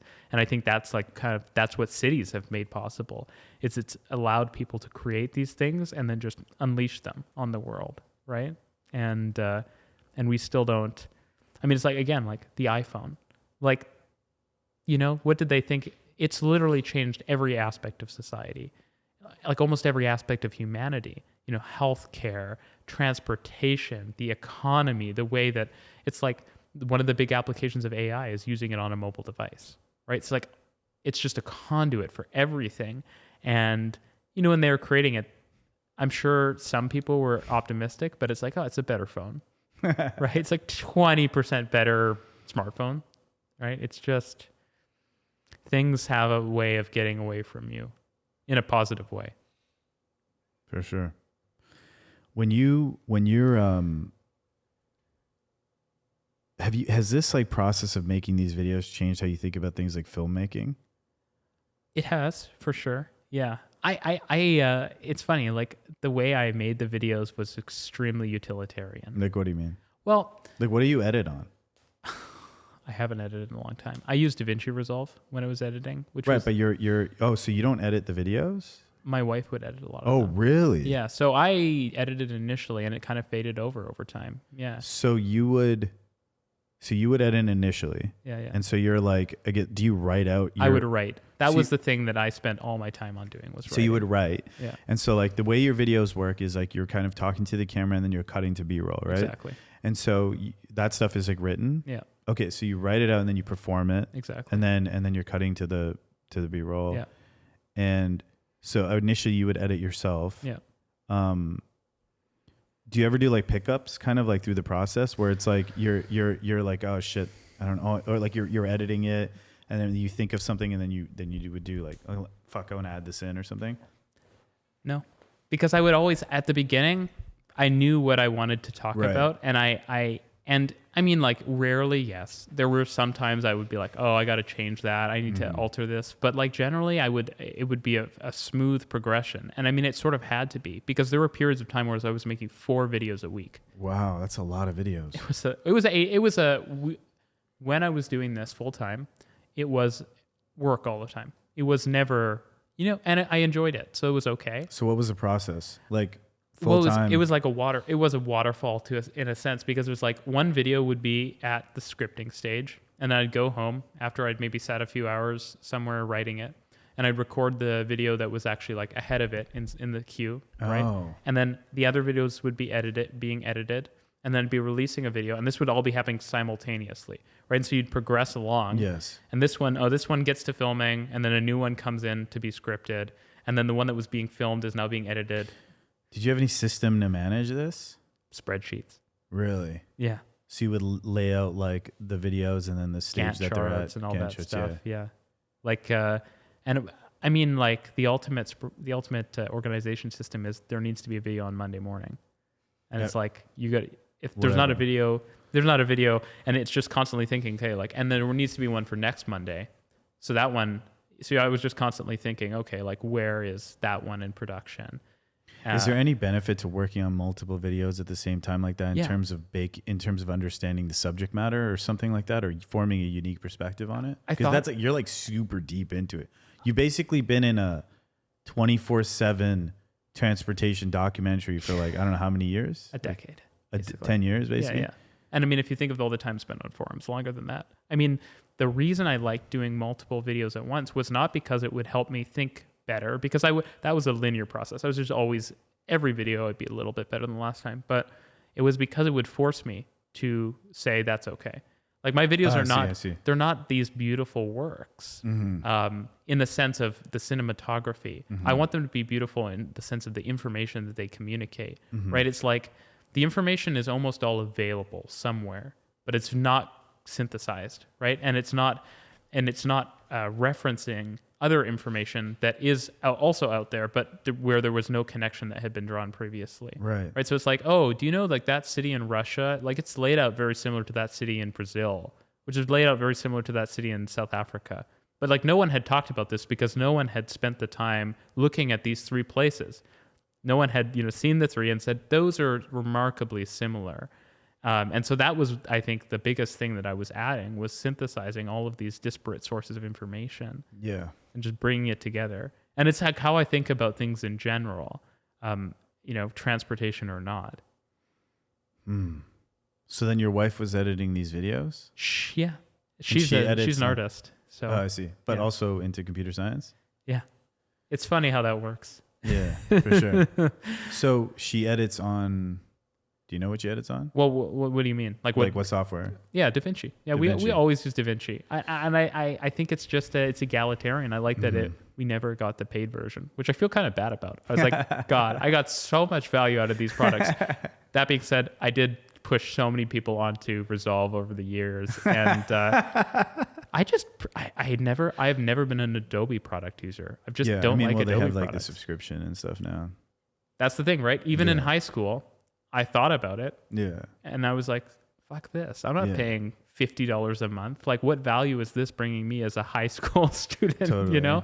And so it's like I came up on on all the alternative software. I was using GIMP for a very long time. Oh, damn. That's crazy. Right? Yeah. But it's like, you know what? Like, it can be 10% worse, but it's 100% less expensive, right? Yeah. And so, I would edit in DaVinci. Over time, it got easier and better with like Apple Silicon and stuff. Yeah. And it was cool to see that progression.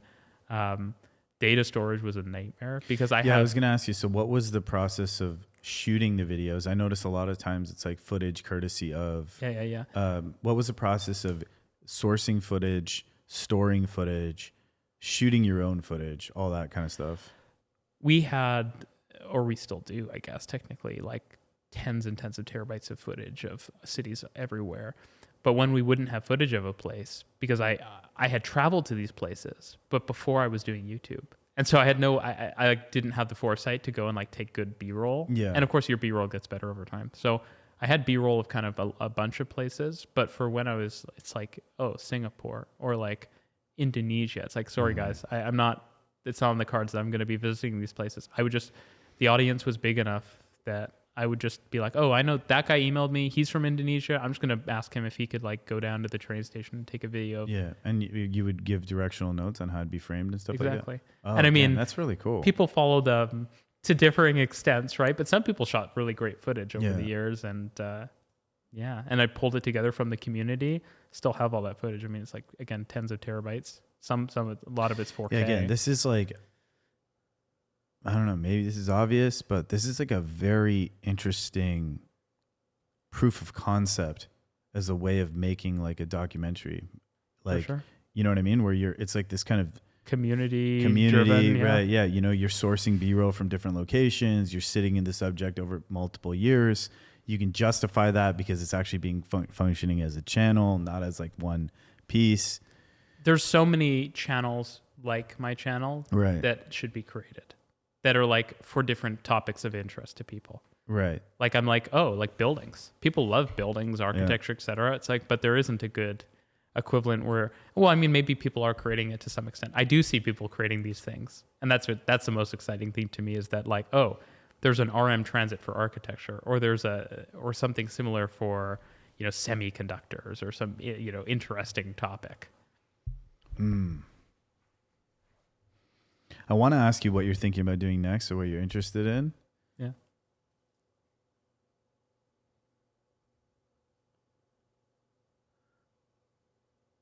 But before I do that, I want to make sure I close on the footage because I'm just a nerd. You would store all the footage locally? Yeah. So initially it was on the classic LaCie orange HDDs, right? Yeah. So we had like 16 of those. Yeah. Eventually moved. Is the footage well organized? Like, yeah, it's all categorized by city, by what it is in the city. That's super valuable then, I guess. Yeah, it definitely is. Yeah. And I've tried to distribute it back to people who are doing stuff on cities, et cetera. So it's like because there's a lot of value in there to like just be lost. So have you thought about making like some kind of like open library or something that people can access it or something like that? Or I've thought about it. yeah, I probably will at some point, but for now it's mostly been like, oh, like I like a creator. I'll be like, hey, do you want to use this footage? Like it would be useful for you, right? And so that's been my approach so far. so you're not on these lacy drives anymore. No, we moved up to like a giant RAID that has like Okay. 50 terabytes. Yeah.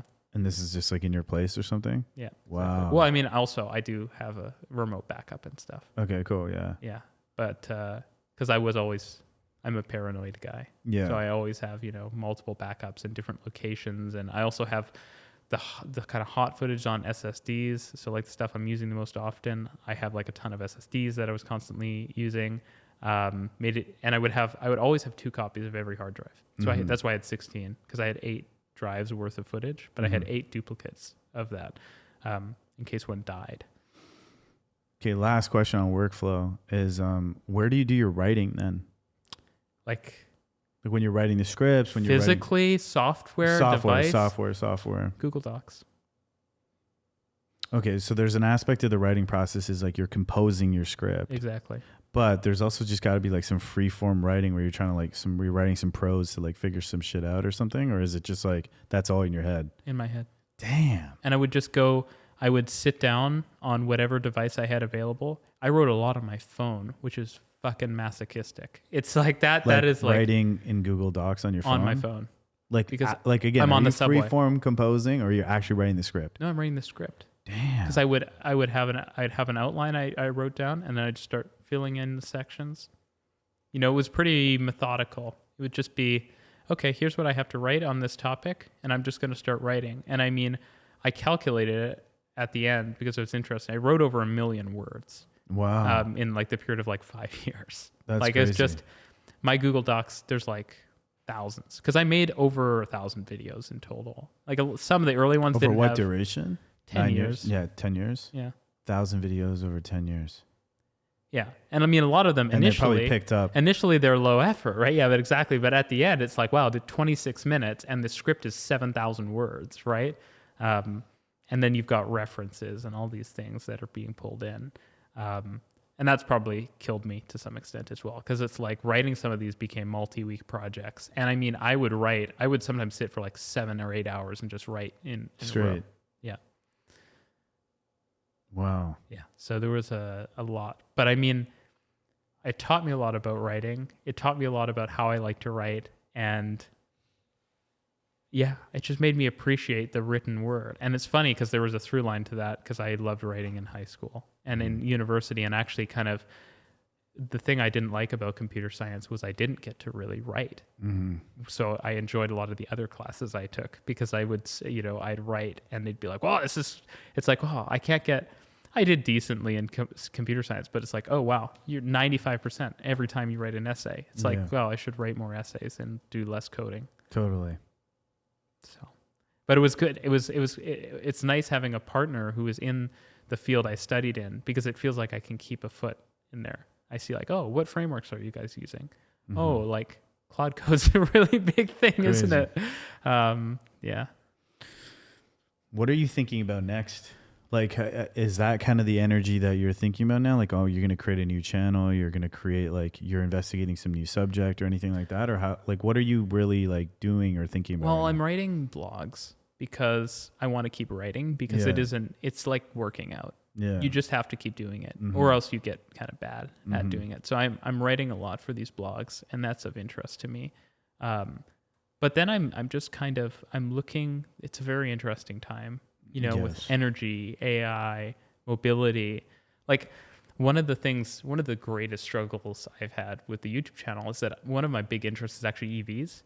But talking about this and this is an issue, is that the public transit, people who are interested in public transit, a lot of them just want nothing to do with cars, right? Right. And so it's like, to try to talk about EVs, to be like, what are you doing? Like, we got to talk about buses and subways and stuff. It's like, but it's all part of a system of mobility. Like cars exist in Japan where there are great trains because they fill a niche, right? There's a role that they play. Totally. And so I'm interested in all of these different subjects. And I do think about like it's kind of crazy when you think about it, but EVs are a thing that clearly a lot of companies, governments want to make happen, right? And yet people don't understand them at all. Like, it's remarkable. I was, like, I went to the auto show and I was looking at various vehicles and I would ask like kind of basic questions. What are, in my opinion, basic questions? And they just couldn't answer them. Like, what's an example of a basic? What's the battery chemistry of this car? It's like, I'm going to spend $80,000 on your car. You can't tell me what the battery chemistry is. So like, what's it going to be worth in 10 years when I've charged it, Why, like what is battery chemistry? It's literally the chemical makeup of the batteries, right? Why does that matter? Well, it matters because the way you charge it, the way it performs long term is going to depend on the battery chemistry, right? So, and you can have two EVs that look identical with different battery chemistries depending on where they were made or what the range is, etc. And so, yeah, it has to do with range. It has to do with like, is it going to go into thermal runaway if you get in a crash? How is it going to last? How's it going to perform in different temperatures, right? Like, these are actually very relevant. Of course. We know the language for internal combustion vehicles. People know cylinders, transmission, hybrid systems, all these. But for EVs, despite selling them for so long, nobody seems to understand this basic stuff. And I think in Ontario, it's super interesting, right? Because government, they want us to be like EV capital of the world, it seems. But like basic stuff, like where's the charging? When I'm in Vancouver and I see a new building, in Vancouver, you're required to have EV charging at every parking stall. In Toronto, I see a brand new building, there's no charging. So how are people meant to own EVs? How are we meant to move to the next level of technology, right? Like, I really do think EVs are like, they're not public transit in the sense that I think like a good transit system could take your city and could like really, it's like 50% better with great public transit. But EVs they're a drop-in upgrade on regular cars. You don't need to change almost anything besides adding the charging. And it's like 30% better than a regular car.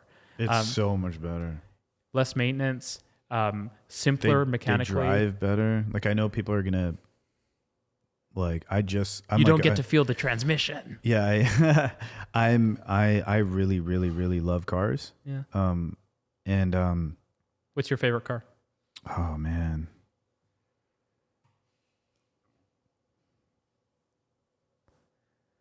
So there's different ways of evaluating that question. Yeah. There's like a distant car, like a Porsche 911 or something like that, right? Or like a BMW M3 or something like that, right? But actually, like, the cars that I like are like the cars that they're not like these super like nice cars, I guess you would call them.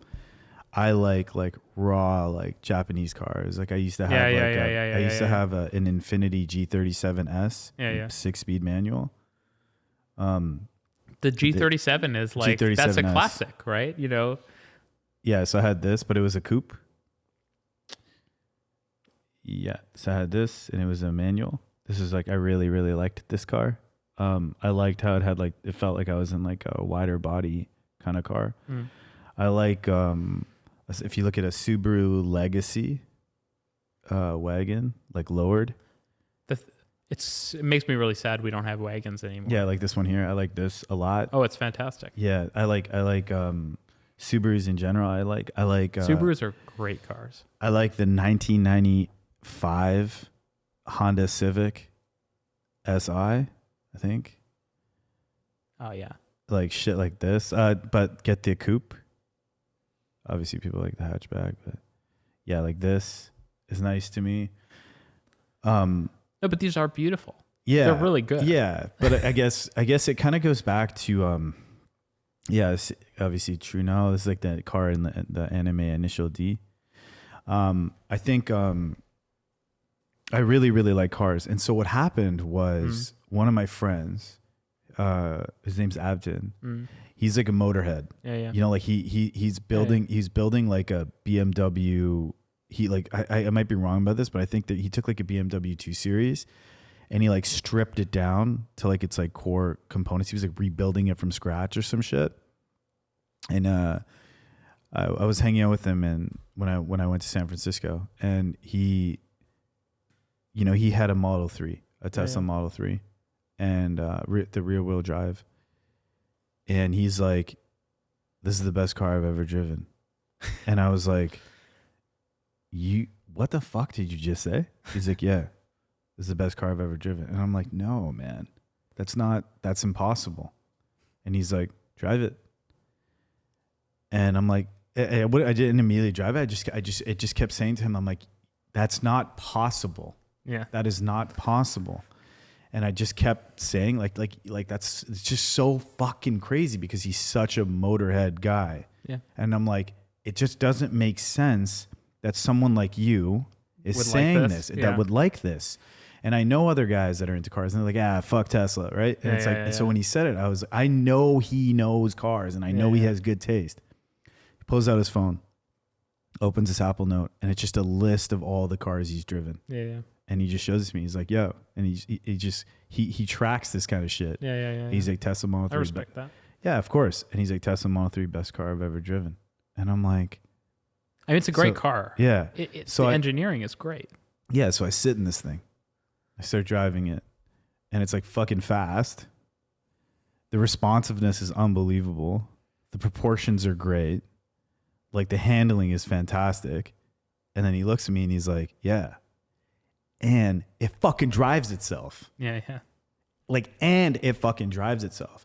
So it's like it's like they dial in all of these like mechanics. Like, you're what are you thinking? I'm reflecting on the fact that something I was thinking about recently is you're mentioning it drives itself. When I was in middle school, Tesla was just starting. Yes. I was incredibly into Tesla, like early Tesla. Like when they were like building when on the like Model that S, Lotus when the Elise Model, shit? when the Model S was just like, and I just remember telling everyone around me, I'm like, this is going to be the greatest car that's ever been created. Interesting. It's like it can drive itself. The battery, like that was when they were experimenting with battery swapping, which now some Chinese car companies do. It had the pop-out door handles. It had the 7 seats because you could have the rear-facing seats in the trunk.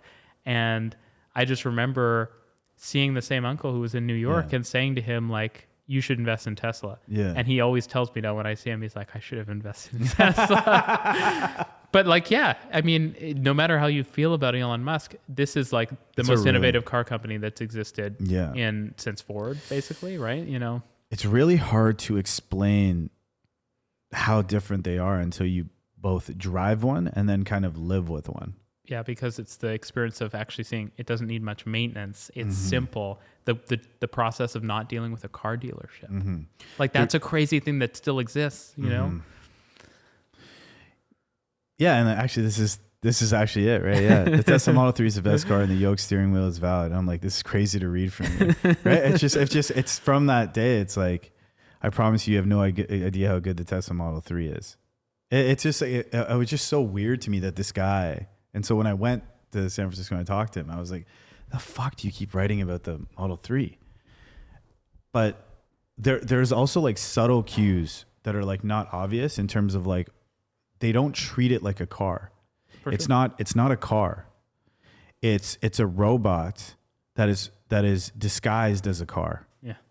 And I think you start to realize that the more you use it, there's a lot of subtle things that happen. For example, my seating position in the car. When I'm sitting in a car, I like to be kind of like, I like slightly upright. Yeah. I like my feet to be closer to the pedals because I'm the kind of person where I drive fast and then slow and fast and then slow. And what I mean by that is I fucking love driving. And so, I don't want to get a ticket from the cops. And so like, if it's like sometimes I'm just going to go slow. It's like a residential street. I'm going slow. But then when I want to merge on the highway, I'm going to take that as a moment to just kind of push the vehicle. And I'm not just like this with a Tesla. I'm like this with any car. Sure. And so it's like, I have my seating position based on the ability to just like engage in that way whenever I want. Put a lot of force down on the Exactly. So once I go to merge or like a turn like that, I'm going to fucking push the car. Yeah. So, I'm going to drop a gear and I'm going to like really push it. And then I'm going to merge really fast, like connect. And then once I'm in the lane, I pull off again. Yeah. You know what I mean? So that's my seating position is based on that kind of relationship with a vehicle. I think it's interesting, all of the little design cues in a car that are essentially based on the way that the car works. For example, a on the, like when you're in a car on the left side, there's usually like a place where you can place your foot in a relaxed manner. Yep. Because you're predominantly using your right foot, right? This is a subtle thing. The designers are thinking about what is the driver doing in these moments. The self-driving in a Tesla is really good. So what started happening is my friend sat with me in the Tesla Model 3, and he told me about our other friend who's kind of like his name's Gabe. He's kind of like a extreme guy, really good with computers. And he goes, man, I sat in the car with Gabe, and like the amount he reclines his seat is fucking crazy. And I'm like, what do you mean? He's like my friend's like, yo, like it's just fucking crazy. And he has a Tesla Model Y, which driving himself. So I heard that and I was like, interesting. I'm gonna start fucking around with how much I recline my seat. Yeah. Because this car fucking drives itself. So why am I in this upright position? Makes sense if you're driving a Model T, not a Model Y. Exactly. So I push the seat back, so I have like way more leg room, which I would never do if I was actually driving it the whole time. Because it's just like my reflexes aren't fast enough. I recline the seat, and now this car is just like fully fucking driving itself. And it's just interesting to think about that in context of like transportation systems as well. For sure. Because like if this car is going to drive itself and it's really, really good, it changes what can happen in the interior of the car. It changes 100%. It changes what I'm doing during those times, right? I think Waymo is going to be the most transformative thing. And actually, Waymo specifically more than like an autonomous. Well, I think autonomous makes sense, but I do think personal ownership makes less sense. And I mean, I'm not saying that people shouldn't be able to own cars, but I just think it's like, for me, even when I was thinking about like, we have a car because I live in Toronto, which is kind of surprising to some people, but like, I'm like, this is the last car I'm probably ever going to buy in my life, because I just think that, once Waymo exists in Toronto, as long as we don't ban it for a while, like, why would I own a car? Why Waymo specifically? Well, I just think that nobody else is at that level yet. Like, Tesla is good, but they're still like... Really? And I mean, I think I like LiDAR structurally. I know Have Elon you is been super in a anti. Tesla for self-driving Tesla? Yeah. It's fucking amazing. No, I agree. But it's like, I think that it makes sense to have the LiDAR. Because why? Because if it's not a personally owned vehicle, then I think you can afford the cost of having, like, I think Waymos are so expensive, right? Like one Waymo's, I think, about $200,000 because there's so much compute on it and it has all the LiDARs and radars. And it's like, that doesn't make sense for personal ownership.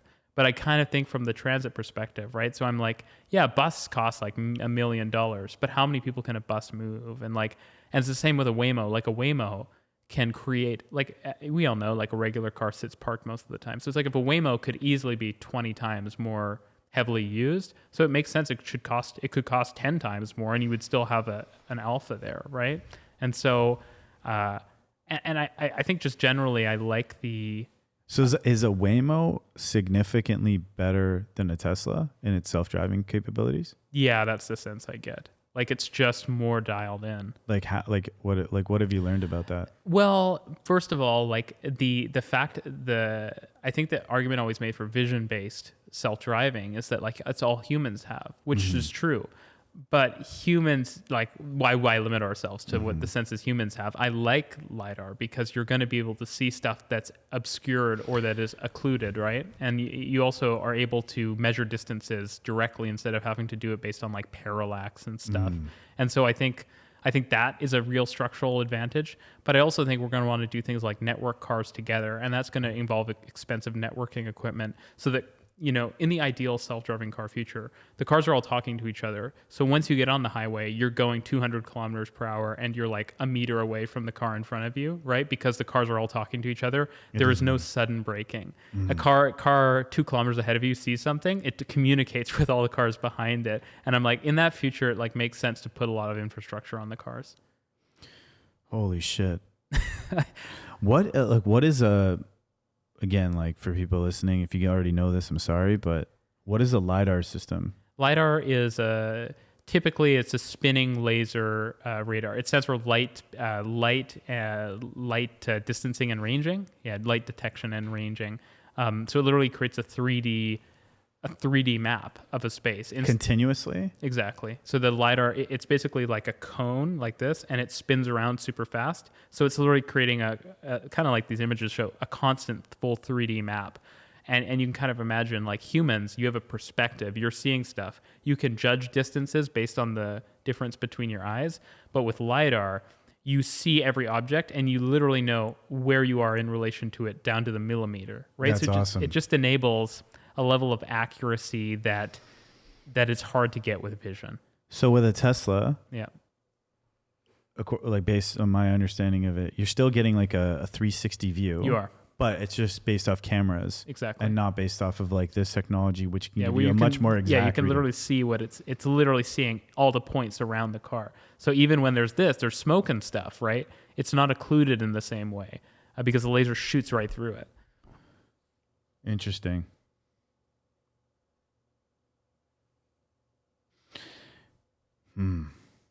When you break down like an EV, yeah, and you break it into its components, exactly. Like what is an EV? So there's like a Batteries, battery, drive unit, and inverter. drive unit, inverter, motor controller, Yeah, and then I mean that's mostly, and then there's like, charging, right? charging. And I think the charging is a really underappreciated element. In North America, we really screwed the pooch on this one. Yeah. Like people complain about Europe being overregulated, which I understand, but it's like sometimes they really get it right. Okay. And so I think we've set our entire EV landscape in North America back at least 5 to 10 years, because in Europe, early on, they said every EV is going to have the same port, right? And we, with our we don't want to, I understand sometimes you are going to block innovation, but sometimes you need everything to be on a common standard. And so we have this issue in North America where the Tesla charging port is now the standard, but automakers are being really slow to adopt it, right? And then there's a lot of cars that already exist that have the old CCS charging port. Yeah. And so there's all these adapters and stuff, and you just have too many interfaces because you have chargers, you have adapters, you have charging ports, you have different voltages that chargers and cars are operating at, which is it's like battery chemistry. Nobody actually even the salespeople, they're trying to sell you a car, they can't tell you the voltage of the car. It's like, this is pretty basic. It's like kind of telling me, like, does this car run on diesel or gasoline? Totally. Right? And so it's just seeing how these systems work and how they don't work. I think in Europe, because they had standardized around the port, then they started thinking, how do we standardize the charging interfaces so that there can be plug and charge? You don't have to have a card to charge at different charging stations and stuff. And so they're just ahead of us. Same in China. They also standardized the port. Oh, they did? Yeah. Whereas we had the Tesla charging, and then we had the other one at the same time. So now there's like Mercedes and Nissan are releasing cars with 2 different ports on them. It's just the dumbest thing. It's like, can you imagine if you had a gasoline port and you had one that's like different shaped? Yeah, that's fucked. It's like, what? You guys can't get your heads together and just kind of come up with a single standard. And with those cars, one of the ports you have to use for fast charging, and one of the ports you have to use for slow charging. So it's just like, why do people not like EVs? Because the idea of charging scares people, and then they've made charging so much more complicated, which makes Then it needs to be. Yeah, and it hurts EV adoption so much, right? So there's the battery, the drivetrain. Yeah, and that's basically it. Yeah, and okay. it's like and then there's a greenhouse, right? But the greenhouse could be greenhouse? anything. That's like the passenger compartment. Okay. Yeah. Okay, and so the passenger compartment can be anything. Basically, yeah. So then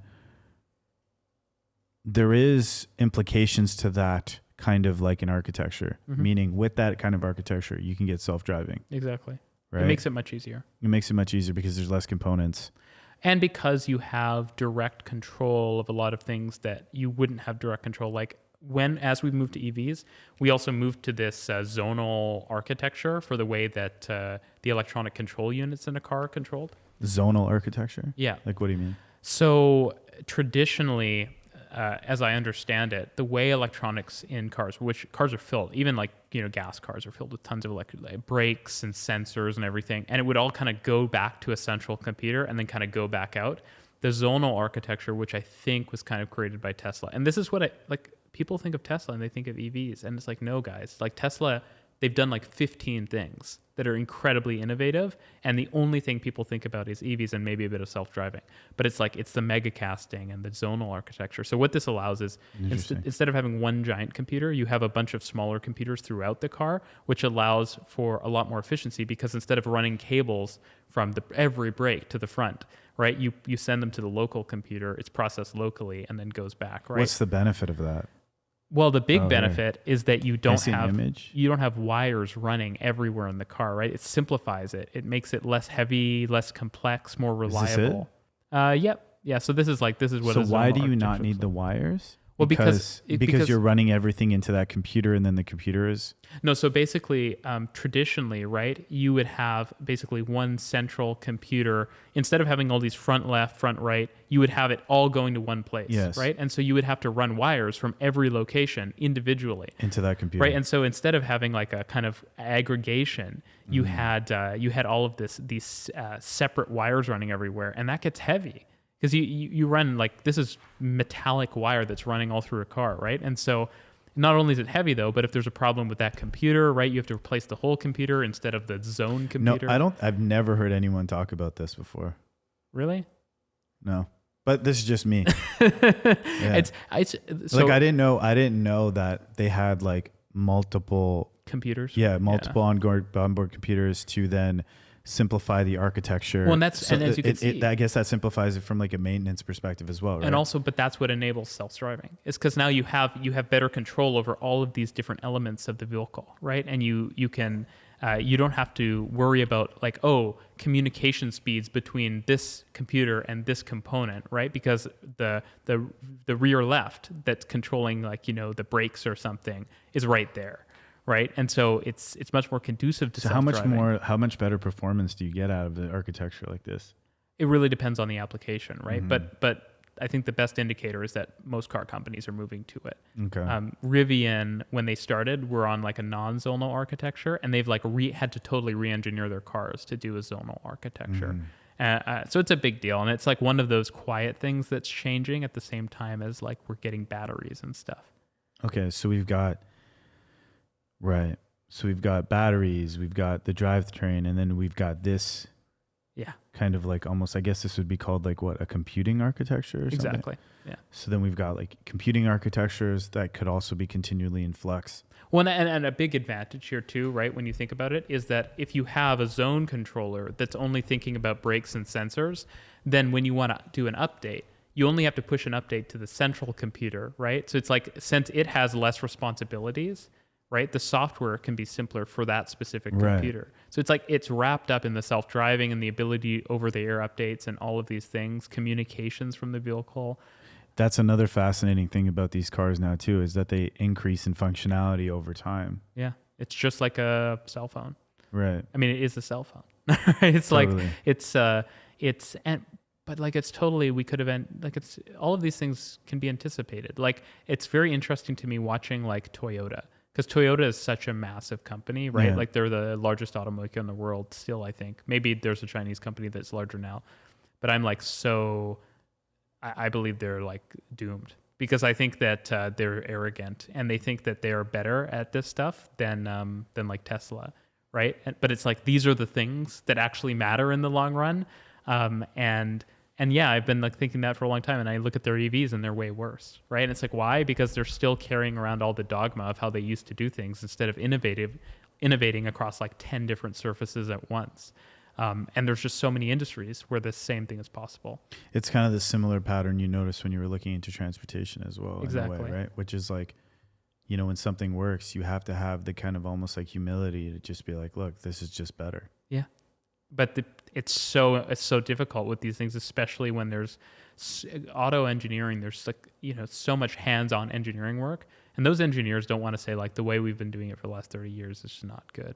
Well, it's not that it's not good; it's that the dynamics have shifted, right? It's like, but I mean, I think sometimes it is not good. It's literally like we thought this was a good thing, and it was good at a point in time. But it's long since ceased being a good idea anymore. And we keep doing it because we were already doing it. It's like plug-in hybrids. It's like one of those things. So now you're carrying around an EV and a conventional motor all in this car. Like, imagine the complexity that increases, because now you have all the EV failures that are possible and all the conventional car failures that are possible. And it's just, but there's a fear of moving forward and doing something completely different, even if it's clearly what's necessary. I wonder what the implications of like these, of like dependable autonomous vehicles will be. Oh, I think about it. I think it's the biggest question in terms of transportation. Like, it's going to, and because transportation shapes the way the space looks, it's going to change everything, right? Like, yeah, people are going to live, 200 kilometers away from where they work and just like sleep in their car as their car drives them to work in the morning. Yeah. Right? Or even just, I was thinking like, if I wanted to like order a pizza or something, maybe I don't need it delivered to me, or I guess maybe they could still do it, but I guess my car could pick up the pizza too in a way. Yeah. Because it could just drive to the pizza store. But that's what I'm talking about, is like, that's why I think that the like individual. I also wouldn't care if the car drove like an hour to get it, as long as it showed up. Yeah. I mean, we think of these things through the lens of how they used to work, right? That there were drivers behind the wheel of every car, and that's going to change completely. It's a big reason why I'm like, we should have congestion pricing, because we need to start congestion pricing. Yeah. So that's a system that exists in Singapore actually, but also in London and New York now, where if you drive in the central area of a city, you pay an extra fee. Oh, I see. And so basically it's like, as we move to a world where vehicles are basically just autonomously moving around based on, whatever they're, taking a person or moving freight or something, you need a way to price the infrastructure, because otherwise you're just going to have congestion, because everyone's going to, like, you have your favorite spot that's like downtown, and then everyone can just send their car to that spot to like go pick up a pizza. Oh, I see. Right. And so it's like, we need to have like a way of like actually creating like pricing that, so that you create an incentive for everyone to like, oh, okay, like I like that pizza, but like the local Scarborough pizzeria is like fine. I'm not going to pay the premium to get like the downtown pizza. Right. And so it's like, we have to think of these different systems and change the way the world works around this new transportation technology.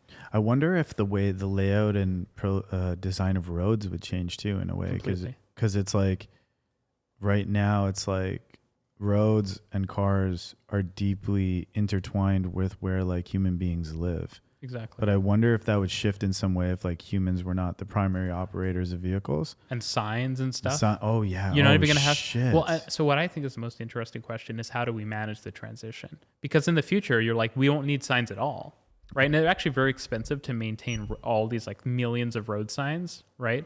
The car can literally just detect what the current condition is. So it's like, I'm on the 401, speed limit, 100, maybe in the autonomous car future, 250, it's like, it can just detect that stuff based on its GPS location. So you no need for signs, right? And it can also get real-time information that like, 2 kilometers ahead of me, there's a crash. Everyone is being told to go to the right 3 lanes. But unlike today, where people slow down to like observe what's going on. I hate that shit. They just continue at the same speed. Like, it's gonna... Like, I would almost say road infrastructure, we need to be very careful, like spending money in the wrong way, because how it will work with autonomous vehicles is going to be completely different. And I wish Ontario was doing more on this stuff, because we could be like the center of the universe for this. We have a really good government controlled highway network that you could like, it's like, okay, so we're going to create some zones on the exits where autonomous vehicles could be kind of parked up, could be testing, could have engineers like, fiddling with stuff, and have them test on the 400 series highways, right? Like, that should be what we're doing. We have the auto, we have the AI capabilities, we have the road administration capabilities, right? Like, we should be innovating on that. I think that infrastructure is going to be huge. It's a huge advantage for us. But it's going to change how transportation works in general too.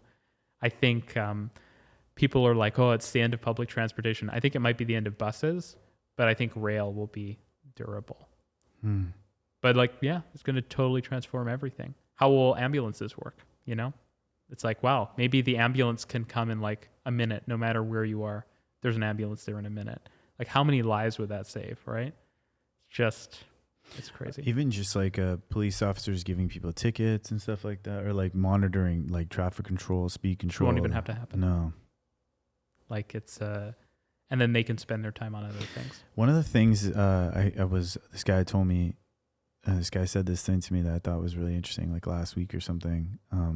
Technology increases the speed of things, especially like artificial intelligence increases the speed at which you can do things. Like when you're talking about a car, you're like, I don't know, well, if like there's perfect communication or higher resolution communication between these cars, you can now justify going like 250 kilometers an hour because they can like manage that level of speed like cognitively better than a human can. And it's like perfect coordination. They're all in sync with each other.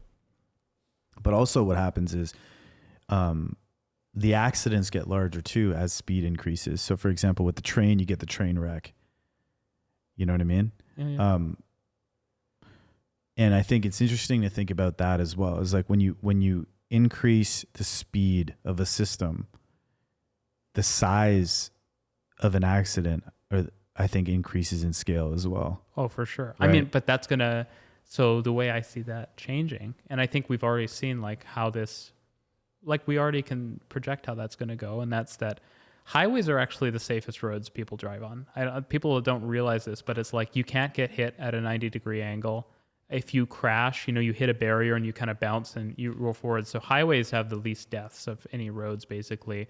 So we're going to have a lot more highways in the sense that like a road with no crossing streets straight ahead. Like I think the system will adapt so that is safe and that you don't have like, yes, the sort of the risk is much higher, but the system will adapt to mitigate that risk. It's like trains.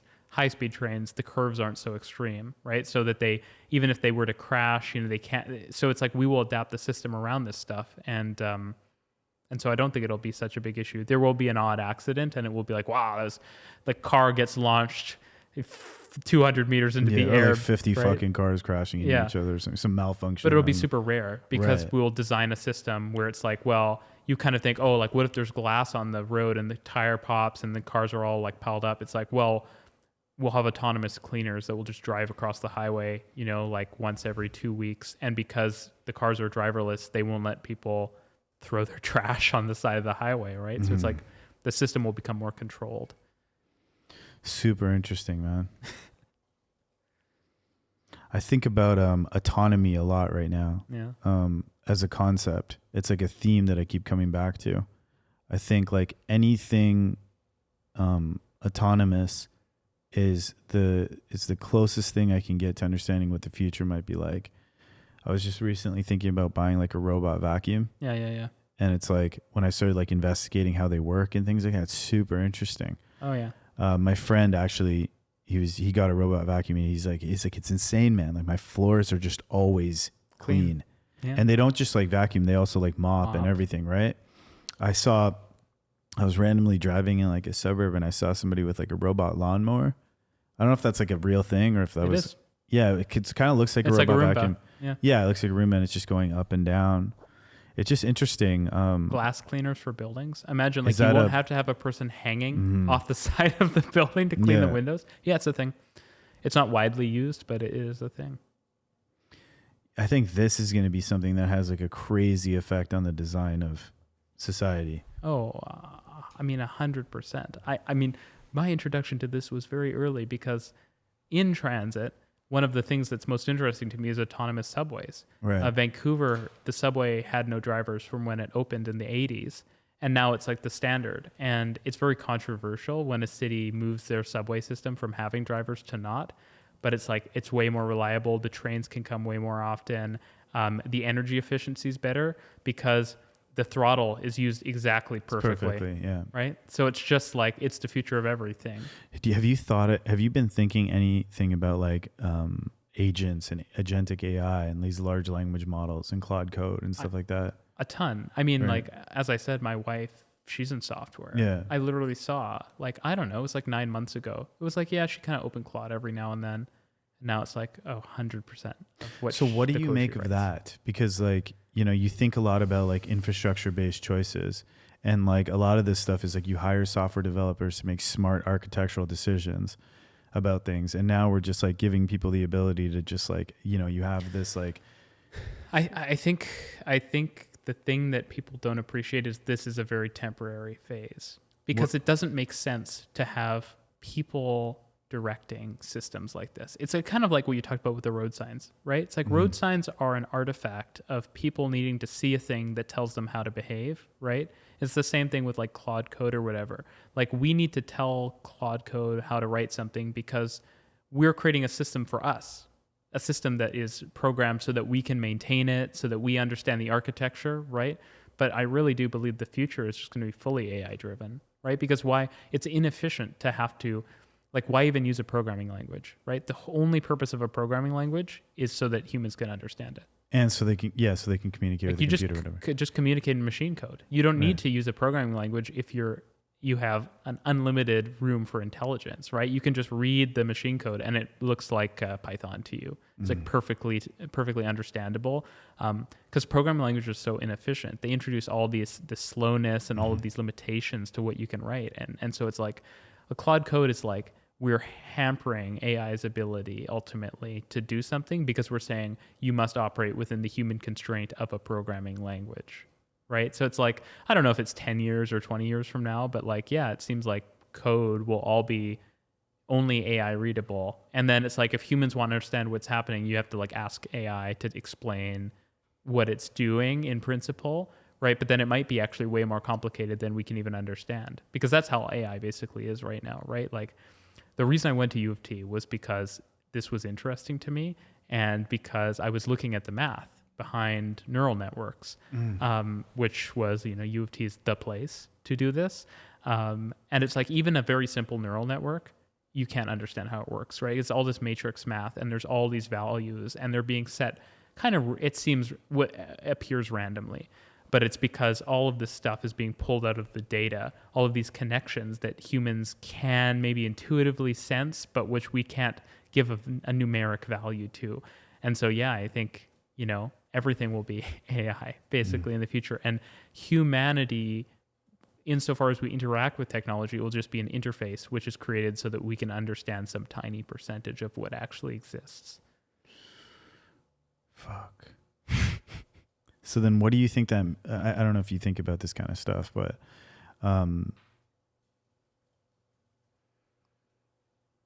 like, do you think artificial intelligence or the nature of that technology could create a better public transportation system than like the local government? Oh, of course. Why do you think that? Of course. Like, why do you think that? Well, because what do we need as humans? It's like we want the station near us. We want the architecture to look a certain way, right? Like our needs are actually pretty limited. We want to go places, right? Everything between that and creating a system is just, it's sort of math. It's engineering. It's drawing up drawings and construction planning and phasing and staging. There's just no reason that AI isn't better at all of that stuff. Right. Have you seen that thing where like, I think it was like, you probably seen it, but it was like, they're trying to map out like potential Japanese subways and they like put like mold. Yeah. What do you think of that? Like they basically. Well, it just indicates to me that like, it's like gravity, right? It's like people sort of think that these things are planned in a sort of like top down way. And it's like, no, like what is logical? Like that's just because that's the most efficient way, right? So it's like the slime mold moves that way, and society operating effectively also moves that way, right? It's like the Japanese are just very good at translating the demands, the like real world constraints and demands into a transportation system. We introduce all kinds of crap. Like, oh, you can't, it's going to make too much noise, or I don't want it to go near my house, or this and that. And so it's like having AI do it and be actually impartial would be a huge boost.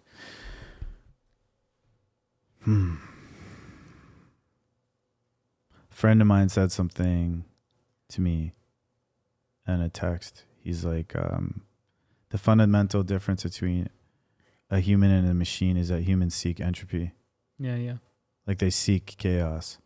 100%. Versus like a machine doesn't. Like it will just find the most effective path or something like that. Versus like, because effective. I don't know if that's the right word there, but like. There's nothing interesting about a perfectly well-functioned system. That's it, right? So that's why I'm saying that like in the future, the world will function as AI handles all logistical matters of existence, which is probably much more than we think. Because in a lot of things we don't realize that Jesus. What is that? Did it say like call. City Hall or something? Spam call. About, You got a call? Yeah. But like it just started. Did you answer it or just? I think I accidentally pressed. That's answer. crazy. What kind of watch is that? It's a Garmin. Oh. I don't use Apple products At all? It's like coffee. I have reasons. I mean, that kind of makes sense. I kind of am like liking Apple less. So what I was gonna say before I created this diversion, is that so the only reason humans will have to be involved in this system is like where it matters for our like personal emotional, like like the subway or the shopping center or the app gets created, engineered, designed by AI, and then humans just kind of say like, oh, like I prefer rounded corners. Yeah, fuck it. I just want it like that. Right. Yeah. But I mean, I think that's where we're going ultimately. It's interesting though, because on a broad functional level, I think it's useful to have some kind of entity that is seeking entropy, contrasting another entity that is seeking continuous order. Yeah. But humanity will be that way, I think.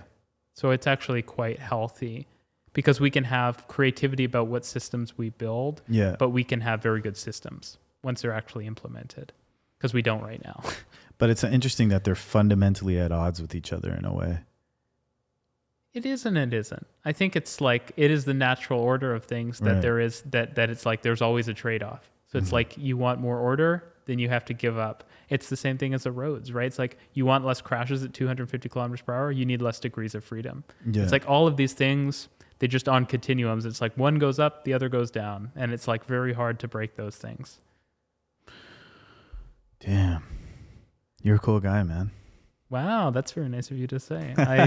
You're cool as well. Thanks, man. Appreciate it. I think that's good. I think that's good for this. I think I could. I just think like the way you're moving, the way you're living, the way you're working is just like really inspiring to me. I like getting super deep into subjects, and like I see what you've done as like a kind of like a framework in a way for myself. Like that, okay, if he can dive into this subject and understand it that well and do it this way in the modern world with these channels, it's like, shit, what can I do? It's making me think a lot about how I work. Yeah. It is,